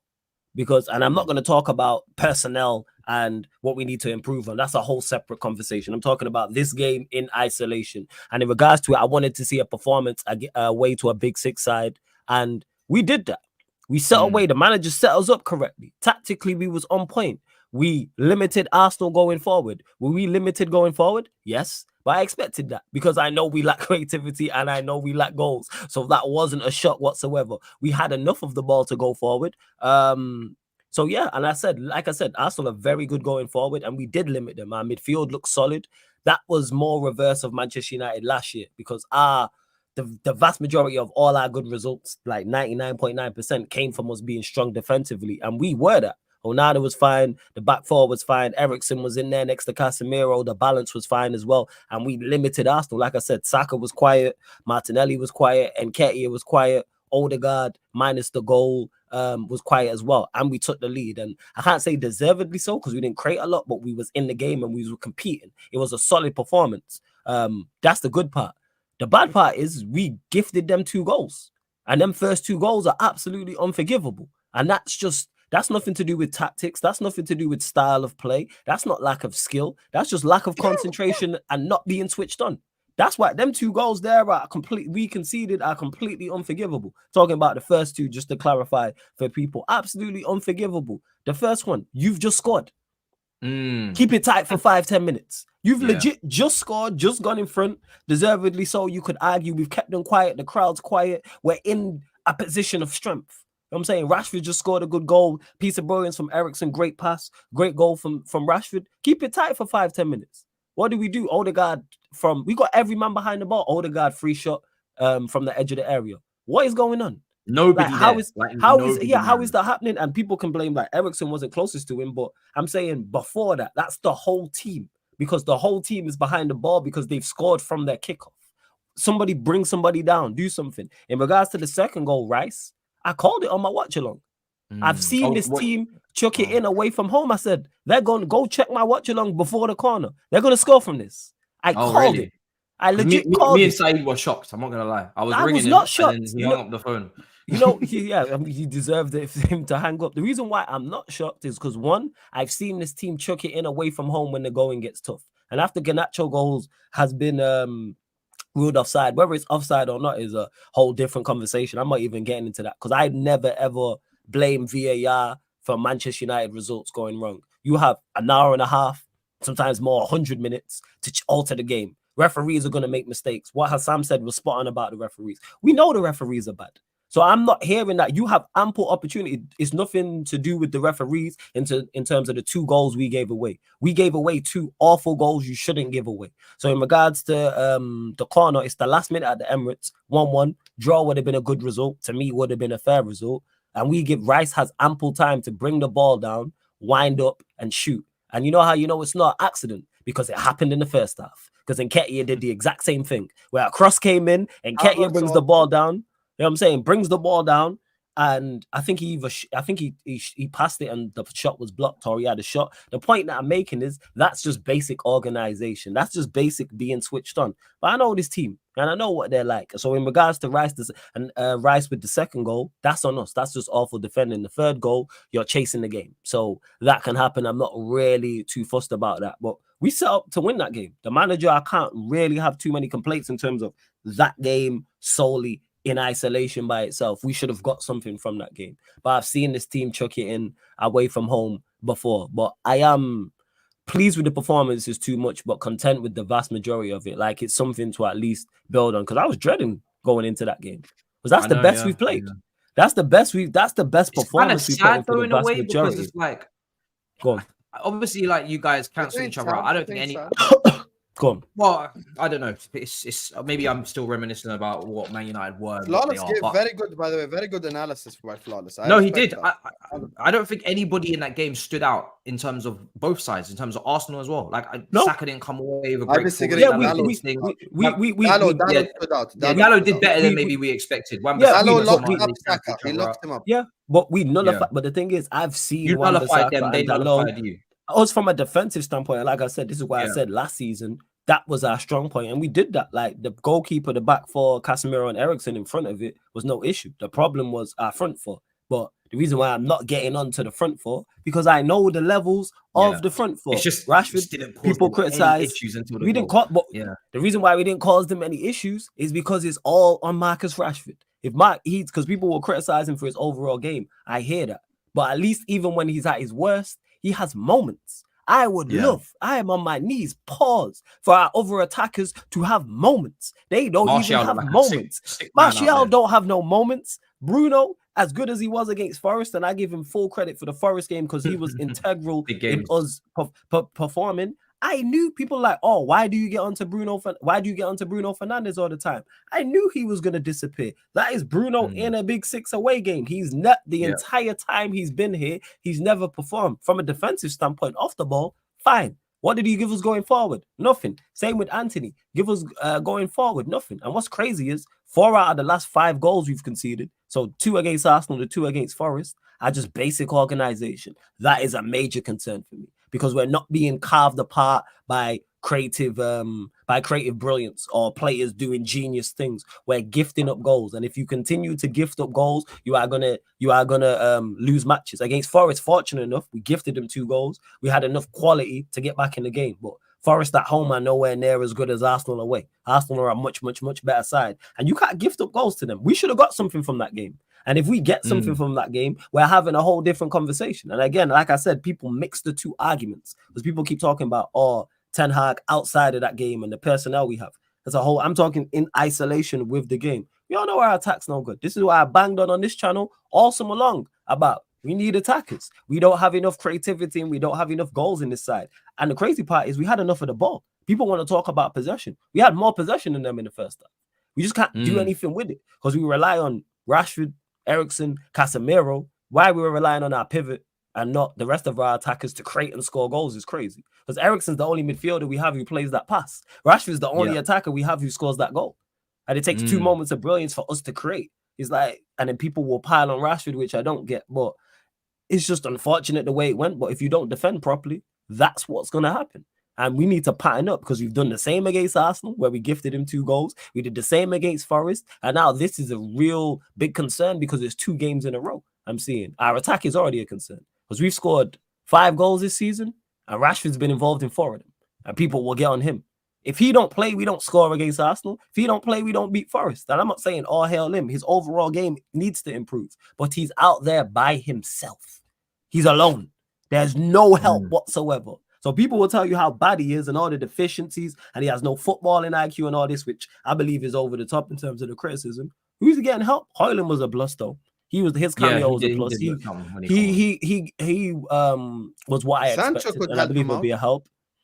Sancho, I was shocked when I didn't see Sancho on the bench. I knew there was something wrong. Man. I wasn't shocked when Sancho was. I've said this. Sancho, by the way, for coming out and saying you ain't gonna lie on my name. We should have moved him on in regards to that, because I get to that. I'm sure there's questions, even though I can't see the comment section. People talking about like, I'm siding with Ten Hag. I'm siding with Sancho. Like the reason why I'm not. The reason why I'm not siding with either is because this initially stemmed from training. So unless you're in training and watching what's going on, you can't comment. Ten Hag could be 110% spot on. in regards to Sancho not training well. On the flip side, Sancho could be 110% spot on, and he's being unfairly criticized or unfairly targeted. What I don't like, before you go, what I don't like, just quickly, what I don't like is people talking like they're in training. Because I've seen this. I was on Saeed's channel yesterday, and people was in super chats talking about, oh yeah, Sancho's clearly not training well. How do you know? I hate when people use the clip where he didn't know what they don't know. He didn't do push-ups properly, and then but it's a clip we don't know. Again, it's okay to say people really don't know what they don't know, and it's okay. So let's stop acting like we're in training. We don't know if Ten Hag's right. We don't know if Sancho's right. We don't know if it's unfair criticism from Ten Hag. We don't know if he's spot on. Like that's what I'm saying in regards to that. Go on. Big up Big Steve in the chat as well. I've seen you, brother. With Martial, he's been saying about Sorry, Big Steve, we can't see you because Matisse bottled the chat. Sorry. Brother, please stop embarrassing me. Like we know that. Can I just say hi to him? Saying hi. No, because you've always got this guy. This is why Husam doesn't really always get his fully flowers, because he's always trying to sneak diss me. I don't know what's wrong with him. Sorry, at the start of the video, I came here and I was the only one who said publicly, congratulations to Matisse on the fantastic job he does. He went on SDS, mashallah, I'm clapping for him. And then he's like, this guy is 9 past lying on my name that I was late. Now, what did he say? Flawless, he put something else in there, innit? It was a compliment. It was about, he said, I'm not a fan of yours. I'm a colleague. No, I said, I'm not a fan. How can I be a fan of Matisse if I'm on the same panel? I said I'm a colleague. I'm not a fan. Because you can be a fan of someone you work with. I'm fans of each one of you individuals here. What are we talking about? We're all colleagues. Okay, but maybe I look at it differently. Fair enough. No, because you're hating. Can I say on the Sancho thing real quick? Go on. Of course, we've seen what he said, and we saw what happened. I think it was whenever it was last season, with the mental health, right? And of course, 100%. And furthermore, I am a Manchester City fan, right? I would love to come out and slander Manchester United, and that is naturally what I would do. But this is where Flawless is spot on. We don't know the truth, because I have also heard, right? And I think someone tweeted some stuff, but deleted it because of information they've heard off of, that there's a completely different side and another side to this, where actually all the stuff that Sancho said about where he was last season and whatever else might also not be true. That he might actually have been off partying in another country and then claimed that he was somewhere, because the PR spin is that, listen, this is a great PR spin. Now, I'm not saying either side is right or wrong, because I don't know, right? But what I am going to say is the same way that he will say this, and this, someone has heard off of someone extremely close to Sancho that actually that's not the truth. The truth is that the guy has got an attitude issue, that the guy wakes up late for training, has to pay somebody to wake him up in the morning, that when he's supposed to be away at clinics, and let me be clear, I'm not mocking any of that. And I hope this is not right. And if he has got mental health issues, I support it 1,000,000%. But there is also a narrative that all of that is not true. So none of us know this. For us to, and because we don't know, it's like, let's not comment on it. Let's comment what we see on the pitch.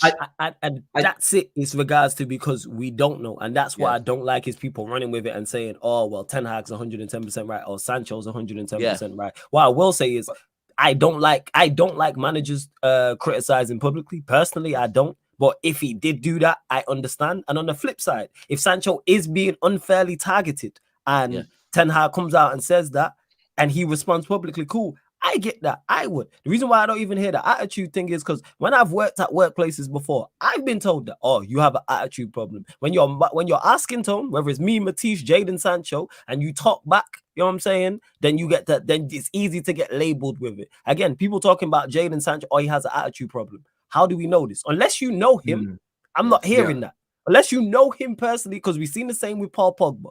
People have said the same about him, but everyone who's around him, and this is not me defending Pogba in terms of football, but everyone's around him, whether it's teammates, whether it's coaching staff, tea lady, whoever, all say, yeah, he's a nice guy. No one's ever had issue with him apart from Mourinho, who can have an argument in an empty room. No one ever had no issue with Paul Pogba, whether that's at Juventus, whether that's at Manchester United. And I love Mourinho, but that's just what he is. He's a problematic character. It is what it is. So, the reason why I push back so much on the attitude problem is because what does that mean? Yeah. No one can ever clarify what that means when you say, "Oh, does that mean that you're standing up for yourself in your?" Does that mean you're standing up for yourself? Because, like I said, I've worked in workplaces and had that. I've been told, "Oh, you have an attitude problem." Why? Because I'm just not letting you talk. I'm not letting you talk to me anyway. Like, just because you're the boss, don't mean you can talk to me like I'm an idiot. Like, that's just not running. Like, in everyone's interpretation.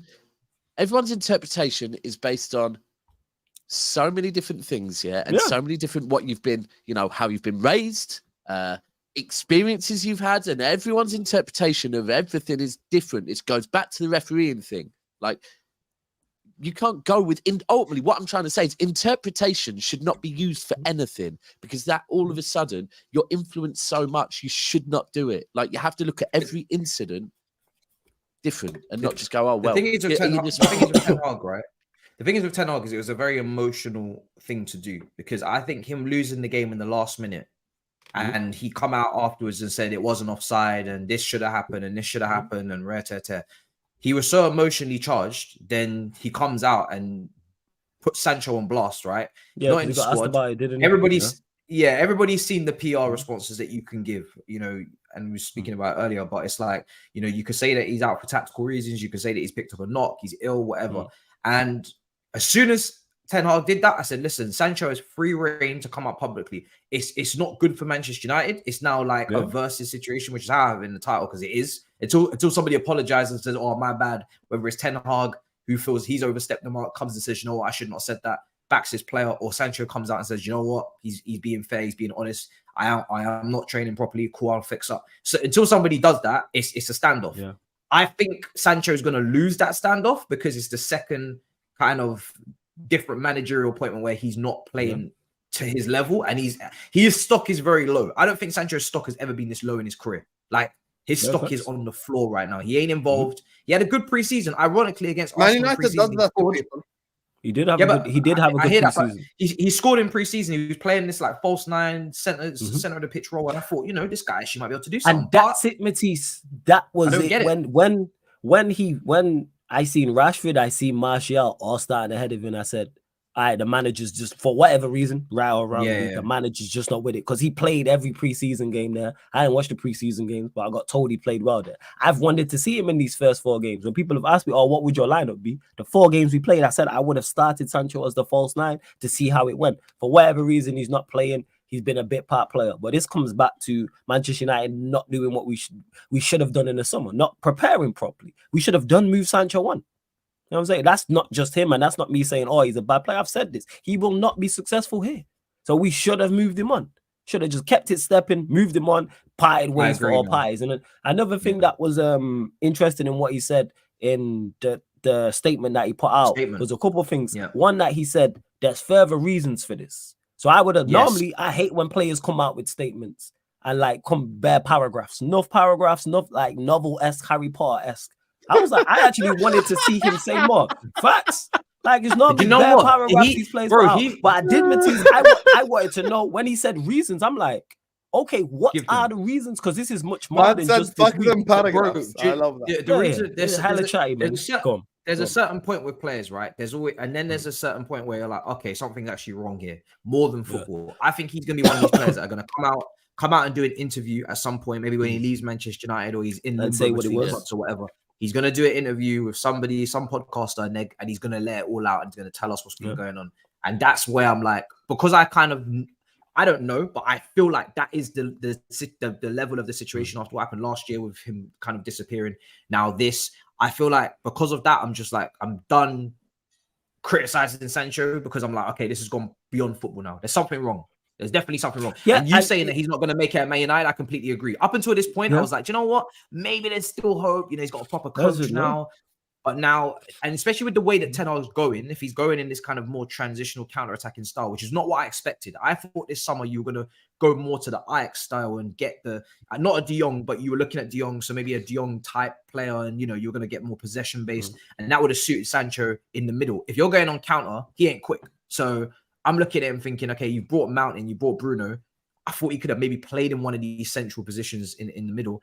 It ain't looking like that now. So now it's like, because the manager's looking to go. When you look at his signings, he's going high energy. That's what it is. Even pace and power. He's going high energy. But another thing that Sancho said in the statement that was eye-opening to me and caught my eye straight away, when he's like, "Oh, I've been scapegoated." Again, I would have loved to have seen paragraphs. This is the one time from a footballer I would have loved to have seen 4 or 5 pages, because I would love to know what he means by that. I'm not even saying he's wrong or right with being scapegoated. I would just love to know what is his interpretation. And if he is indeed suffering from mental health, I hope he gets help. Take him out the firing line and go and get, because I say that all the time. If you are not physically or mentally in the state to play football at the highest level, fully understand that. Remove yourself and go get right. Like, that's what needs to go and happen, because mental health is wealth. That's much more important than football. Go and deal with that if that's indeed the case. But it's a lot of speculation. And I agree with you, Matisse. I think he will do a sit-down interview once he leaves and states what it is, because there's more to this. And that's what the statement told me. That's not just from the week. From when he said there's reasons to this, many more reasons. That's not just in the week. And then reports came out stating there's been friction with him and Ten Hag. I think Fabrizio mentioned that there's been friction between the two. Also, him being scapegoated. I would love to know what he means by that. But someone just linked me to an article. Sorry. Let me just say this. But someone just linked me to an article saying back in 2020 at Dortmund, he was fined 86K or something. Yeah, and like Emre Can basically was saying, you need to grow up. You know, you got the talent, but you're not serious. So can I just say, as well? Let's just, and I'm not throwing in like, look. Let me be clear, because if I actually had to take a side right now, based on the fact that everything we're doing here is talking about what other people have their views on Jadon Sancho, I would take his side, right? Because do you know what? Even to the point where even if he has had these instances, if he does have mental health issues, maybe that's the reason why he's had these instances. And I'm on any man's side that has mental health issues, right? But you have to also say he went AWOL at City. Right, he got offered a contract and he said he just disappeared, left, gone. Yeah, right. That's not the way. It's not the correct way. Look, Nunes has just signed for us by not turning up to training. That's not the correct way of doing it, bro. Look, I'm glad he's at City, but that's not the correct way of doing it. The correct way of dealing with things is not turning your head to it and acting like a spoiled brat. Matisse, Chelsea fans, right?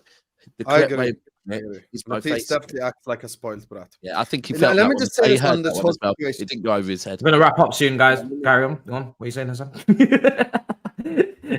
Let me just say this on this whole situation. We do have to wrap up soon anyway. So when it comes to this whole situation, first of all, comment to Flawless, because he gave a realistic, what's it called, analysis of the game there. The funny part is, funnily enough, if the United actually ran what Flawless said this summer and Liverpool ran what I said in the summer, we both would be in better positions right now.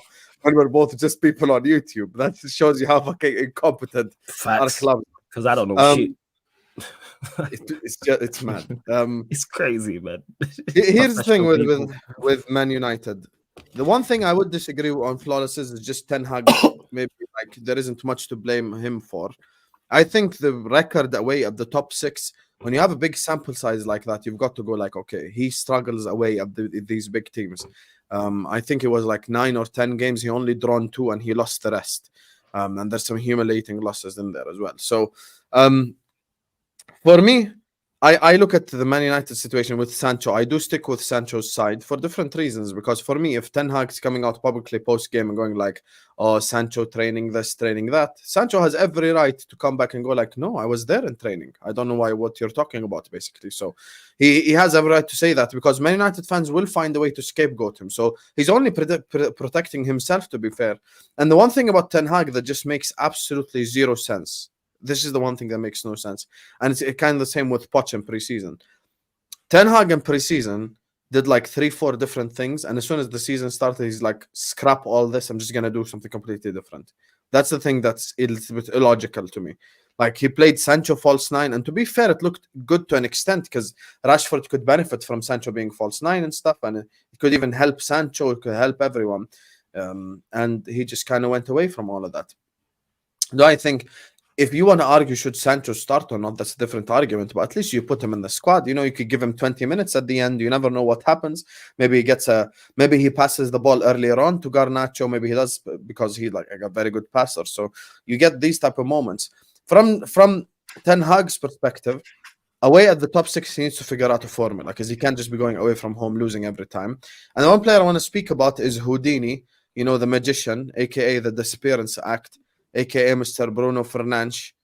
I'm gonna be honest with you. I have a personal vendetta against Bruno because he's a rat and I can't stand him. and everyone knows what I've publicly said about anyone who you know what in the face. So we have to be honest about this Bruno guy. This is once again another big moment for Manchester United where Bruno is nowhere to be fucking seen. It's all good doing it to Forest at home with a penalty and celebrating like you won the World Cup. It's all good doing it to all these shit teams. When you come up against proper opposition, what do you fucking do? That is the question. Big games, big moment, Sky Sport, BN, everyone's watching all over the world. What do you do, Mr. Bruno Fernandes? Oh, I know what you do. Disappearance act. Pull the rabbit out from the hat, because that's the only thing you're going to get with Bruno.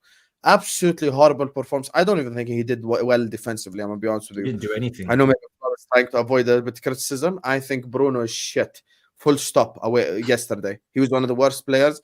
Dalot, who's known a little bit more as the offensive guy, locked up Saka.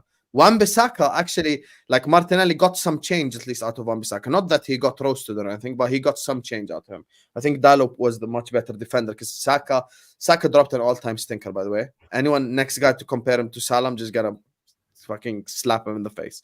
So with all right, fair enough. With Man United, the run after the international break is a bit worrying because as soon as the international break is over, they're playing Brighton at home and Bayern. And speaking of big away games, Bayern away is not the place you want to be where all this drama is happening. I don't give Amrabat, Thomas Gravesen, Fernandinho, whichever DM you want to bring back from the past, that ain't going to help you away at the Allianz because you need a whole team performance. So for me, I don't know why I just mentioned bald DMs there, but anyway. I don't know why you mentioned Gravesen. Yeah, that was very... Yeah, Gravesen's so random. Yeah. First guy that came to my mind was Thomas Gravesen. If you watch Thomas Gravesen, this guy was just aggressive as fuck, and he was just in there. He was just so aggressive. I need a Thomas Gravesen in my team, Loki. I just want someone to just fucking tackle motherfuckers. But anyway, when it comes to Man United, the 2 games after the international break could be a massive problem for them. If they lose to Brighton at home, Bayern away, then the conversation is going to get wild. And once again, just before Matisse drops his usual dumbass statement, this is not people from Spaces. These are match-going Man United fans that I heard with my own ears today. They were at the fucking game, and they had took a picture at the game, and I saw it in their profile, that are questioning slash turning on Ten Hag. Which, I hear you, I understand. I think personally it's too early, but there are people turning on him. Now, this could go left, make no mistake.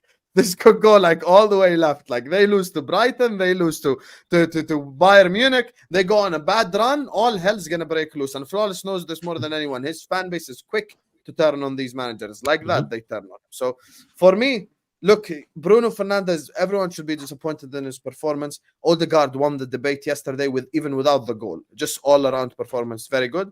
Bruno needs to stop doing the Houdini away the top 6, and Ten Hag needs to figure out a formula for these big games.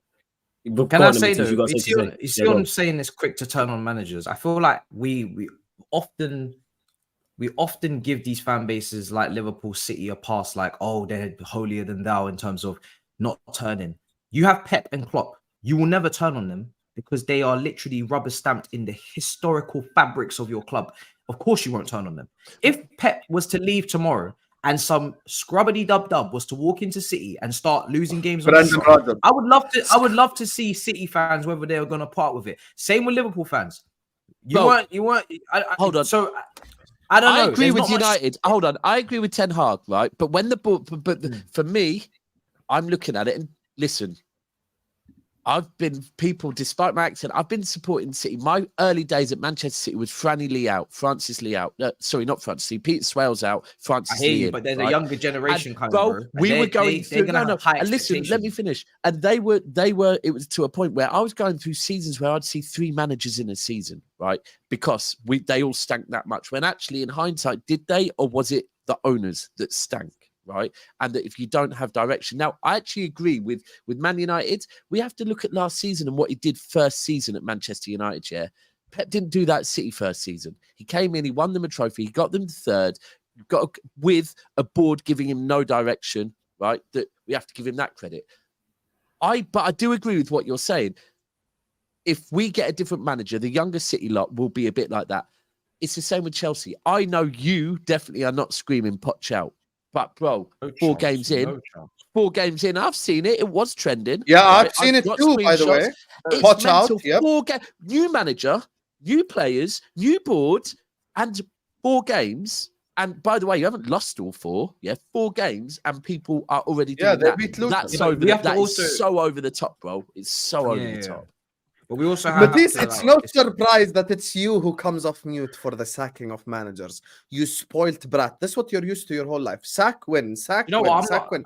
I'm Roman actually is gone, surprised. I'm Habibi. Wake up. This But is a just new era. but gonna just have quick, it, he's gonna end it. quickly, just to respond to a couple on. things. It's So the in new regards era to of obviously, football, Habibi. in regards to Ten Hag being questioned, of course, and you should be. If you're at Manchester United and you lose one game, you're going to be under scrutiny and under the spotlight. The reason why I'm not talking about Ten Hag out is because we're 4 games in, and if we had won these 4 games and we had looked exceptional, I won't be sat here saying we're gonna win everything, give him the keys, build a statue of him outside the stadium. People are way too overreactionary. I don't have enough of a big enough sample size before they actually make their decisions. I need much more than 4 games. Yes, I take into consideration what he did last season and him exceeding expectations. Has it looked good so far this season? No, I don't like what I've seen so far this season, but we're 4 games in, and last season it was like that after 2 games. Never mind 4. And in regards to what Husam saying, because he mentioned me and Ten Hag away from home. I'm talking about isolation in this game.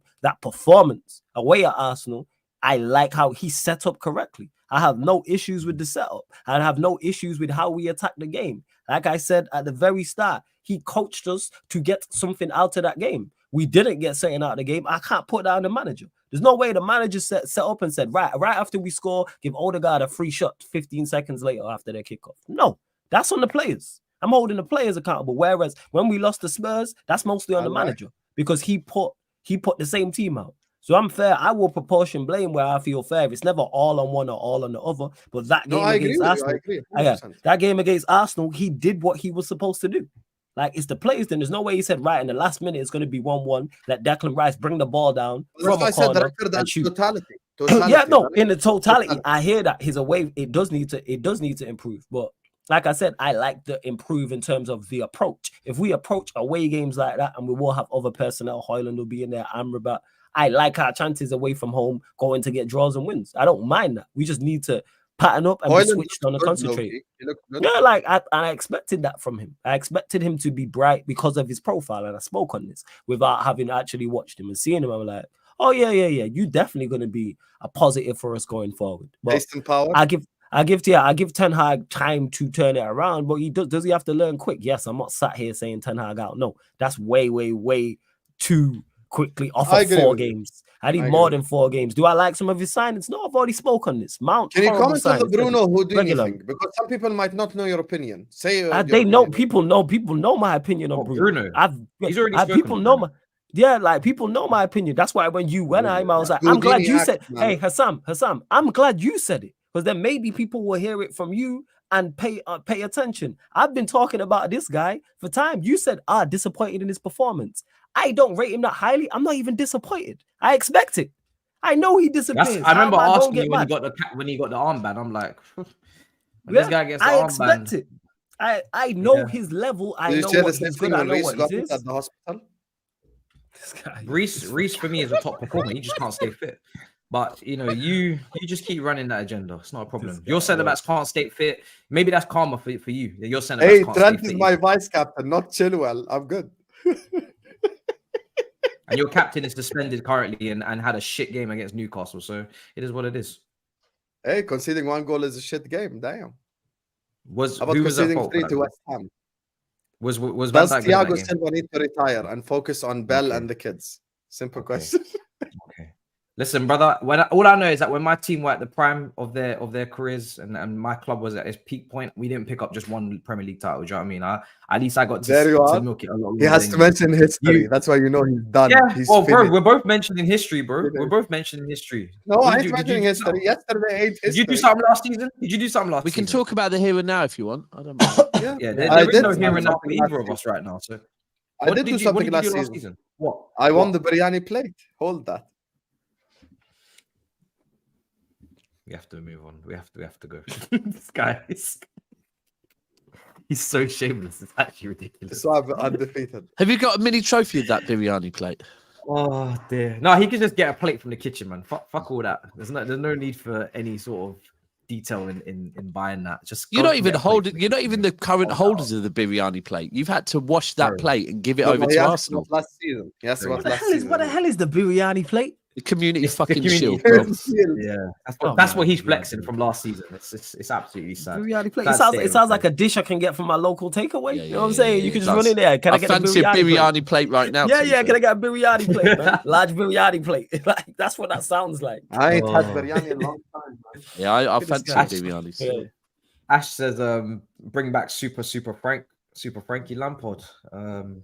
He's in You're not a training Chelsea currently, fan, getting you ready, yeah. warming up. He ain't a Chelsea fan, so I'm cool with that. So not, yeah, that's cool. You're a big up flawless Daps and the main man Husam. I don't know. Husam's annoying today, so fuck that. Today? Well Did you say done. today? Man, Husam, shout out to you, my guy, whoever you are. I said LJ today, Brown, you know. The man said Flawless today. is not- It's not. Yeah, it's true. Yeah, I'm being too kind. Flawless is not a good week for you guys. Lost the Qataris. Obviously, yeah. Glazers saying they're going to stay. Sancho and Greenwood loan to Getafe possibly being reversed. I didn't hear that. And going back to United. What? In regards to the ownership, like I've said all the entire time, the whole news has been going on. Wait for reliable sources. You know what I'm saying? That source that came out with that is not a reliable source. And I'm not saying the Qataris take over. I've simply said I don't know. And there's very few people who do know. Again, everybody's guessing because from when they initially put the club up for sale, quote unquote, up until now, we know no new information. We don't know if we're any closer to a sale. We don't know what's going on. So in regards to that, and he's mentioned Greenwood. Glad that Greenwood's gone, whether the loan deal gets reversed or not fussed about that. Sancho, from a footballing perspective, Sancho's not a loss. It's not a loss to us. So I'm not really. No, it's we lost a to Arsenal. non-factor. Yeah, we lost to Arsenal. Cool. We international break. We keep it stepping. They don't change anything. It's not like we're in a title race and all of a sudden this defeats cost us. Told you where this team's at. We're a cup side. I'm saying go chase the domestic cups. That's where we're at. Unfortunately, it sucks, but so be it. Hey, you need to pray you draw Charlton again. Absolutely. Well, we got Palace. You know what I'm saying? So that's good. We got Palace at home. Mo says a long season ahead for United fans. You brothers are stiff, fluid football, flow state football. That was this flow state football. You'll never know about that. Eric Ten Hag got a fake CV, Ajax cap. I think he's on a rhyming thing. That's why that was kind of. Oh, is that what that was? Yeah, he's on a bars, rhyming. bars, man. Bars. You'll never trust these trap window champs. Thank you very much, Mr. Link. Very much. Guys, apologies for Matisse not being able to read. I apologize. I love you all, man. I'm gonna honestly I've had when you just have this like you've had enough. Yeah, like Husam, you can only take him in. I love you, Matisse. I apologize, guys. I apologize. You can only take Husam in a certain amount of dosage, and I've already I've had enough. I've had enough, man. Man United doing retro theme this season with Johnny and Harry. Yeah, that centre back partnership at the end was mad. Goes to show where we're at, man. This is just lack of recruitment, lack of preparation. Yeah, it's just lack of preparation. Evans and Maguire. Yeah. It's just lack of preparation. But you look at who Arsenal. I said it when I was starting the show. When I was looking at the bench on the watch along, Arsenal's bench: Trossard, Jesus, Vieira showed he can impact in the last Jorginho. Game. And you see who's coming on for United, and you're like, shit. Our bench sucks because our first team sucks because our team sucks. This is why we can't do anything. Like I don't know what people Like I don't get why people are surprised by this. And I said all summer long, hey, we need to do business in the window, or we are going to struggle this season. And lo and behold, we struggle. We'll still win games because at home this team turns up. So it's crazy. Like we'll probably beat Brighton at home and then go to Bayern and lose. That's just us. Even that's not guaranteed the way Brighton playing. To be fair, I never said no. I didn't say it's a guarantee. I could just see us doing it because for whatever reason this team performs at home. I have faith in this team because we beat everything. Like last season, obviously the Brighton, but all the big six we beat apart from Newcastle at home. Can't lie, Bayern away is gonna be a long day for you, Flo. It's gonna be tough, 100%. I'm fully a aware. long ass day, man. I take a draw now. You would feel about Bayern just like Matisse feels about me right now, 100%. What? Nah, I'm not fussed like that in regards to that. Did I I understand this? No, this you're not those guys. Please don't gas yourself. I wanted Man to said beat he's you at buying Stamford Munich, you know. Bridge. We should have beat you. Like that doesn't change just because we've been poor since then. So he thinks I'm talking about Liverpool and Chelsea. I'm talking about me and him. Well, let's let the people know where to find you. This guy is a joke, man. Yes. Look at this guy. Big up to everyone in the chat. Matisse, big up for having me as always. Always love this show. And that's me, Flawless, on Twitter and Instagram. Make sure you follow me on both. Sarcasm City TV on YouTube. We're closing in on 8,000 subscribers. I think, yeah, we're less than 100 away now. So we're going to hit 8K in the next week or so, week and a half, whatever, at some point this month. So I'll do an 8K subscriber pie, which is immense. So yeah. Big up to everyone supporting. Yeah, make sure you follow, subscribe to the Sarcasm City TV YouTube, and follow us on Kick as well, people, because there's loads of content going on over there. Hello watch-alongs, NBA content, fan calling shows. That's the Sarcasm City TV Kick. It's just the app you download, very similar to Twitch. But yeah, big up for having me as always, Matisse. But Sarcasm City TV. Pleasure, brother. Pleasure as always, man. Don Husam, this is football. Let them know, please. Let them know where to find you, brother. You've run amok again. you couldn't put up the thing on the screen, Matisse. I'm trying to help out my brother, Flawless. What if someone can't spell sarcasm? How can he get help? Well, honestly, you guys, man. Then shit. I am the man of the people. See this Sarcasm City TV? Go subscribe right now. Do you know what it is? Do you know what it is with you? Yeah, you take so much energy out of me for the show, then I just can't remember these things at the end. So yeah. So it's my fault he can't read and he can't press show brand. It's my fault now. So anyway, big up to you guys. Make sure you like this video. Make sure you subscribe to Matisse's channel. Listen, Matisse knows it's all love between me and him. If I don't give him a headache, the dynamics of the show will not be the same. So I need to give him a headache every week. Except when he wins, he gets away with it, which hasn't been happening for the last year and a half. So you have to hold that. Anyway, you can find me at This Is Football. If you stay on the video, it will redirect you to my match reaction. You get me?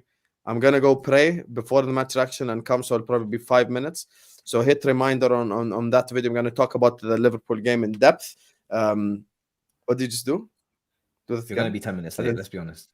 No, I won't. I'm literally gonna pray. I'm literally just gonna pray and come. So, you can come watch the match reaction. The Twitter, the spaces he keeps mentioning is at the, not Don Husam, at the Don Husam 6. It's completely different. So subscribe to This Is Football, but most importantly, make sure you like this video. Make sure you subscribe to Matisse's channel, doing unbelievable work. And he said when he gets 100K, he's gonna get my face on the 100K plaque. So make sure you anticipate that as well. So big up you guys, man. There you are. He's such a fun character, isn't he? That we love him. He's just fucking. He's just. I'm tired. I'm actually sweating through my shirt. I'm really. You work with him. He drives you crazy. He's annoying. But then you learn what he's about, and you actually learn to love him slyly. But he's fucking annoying, bro. So, but anyway, never a foul, man. Never a foul. Road 17K now at the moment. So yeah, get over there. We've got a show tonight with I think 11:30 because there's this channel called Big Six that are fucking annoying and take up too much time and make me stay up late. So cheers for that. Me and you both. So we'll be live. We'll be live just after Big Six, and yeah, and yeah, we got the international football's boring now, isn't it? I hate it. Don't even want to talk about. Yeah, there's nations playing apparently. I'm not. I can give a shit about anything international. Honestly, looking forward to the Premier League returning. Yeah, fuck the international break. West Ham we've got, and after that we got West Ham away. So I've got a nice little away trip. So yeah, I can tell you it's not easy. It's not easy out there. Matisse is gonna be doing Spain versus Macedonia watch-alongs, guys. Are you mad? Have you ever seen me do that? No, don't lie to the people. We will not be there. Are you wearing the Spain shirt? Then? Oh, that's just I just decided to throw it on. Nothing to do with anything else. I saw they won the World Cup and I thought I'm gonna piggyback. ¿Tú habla español? Yo habla español poquito. Bonjour. 3, 2, 1, start.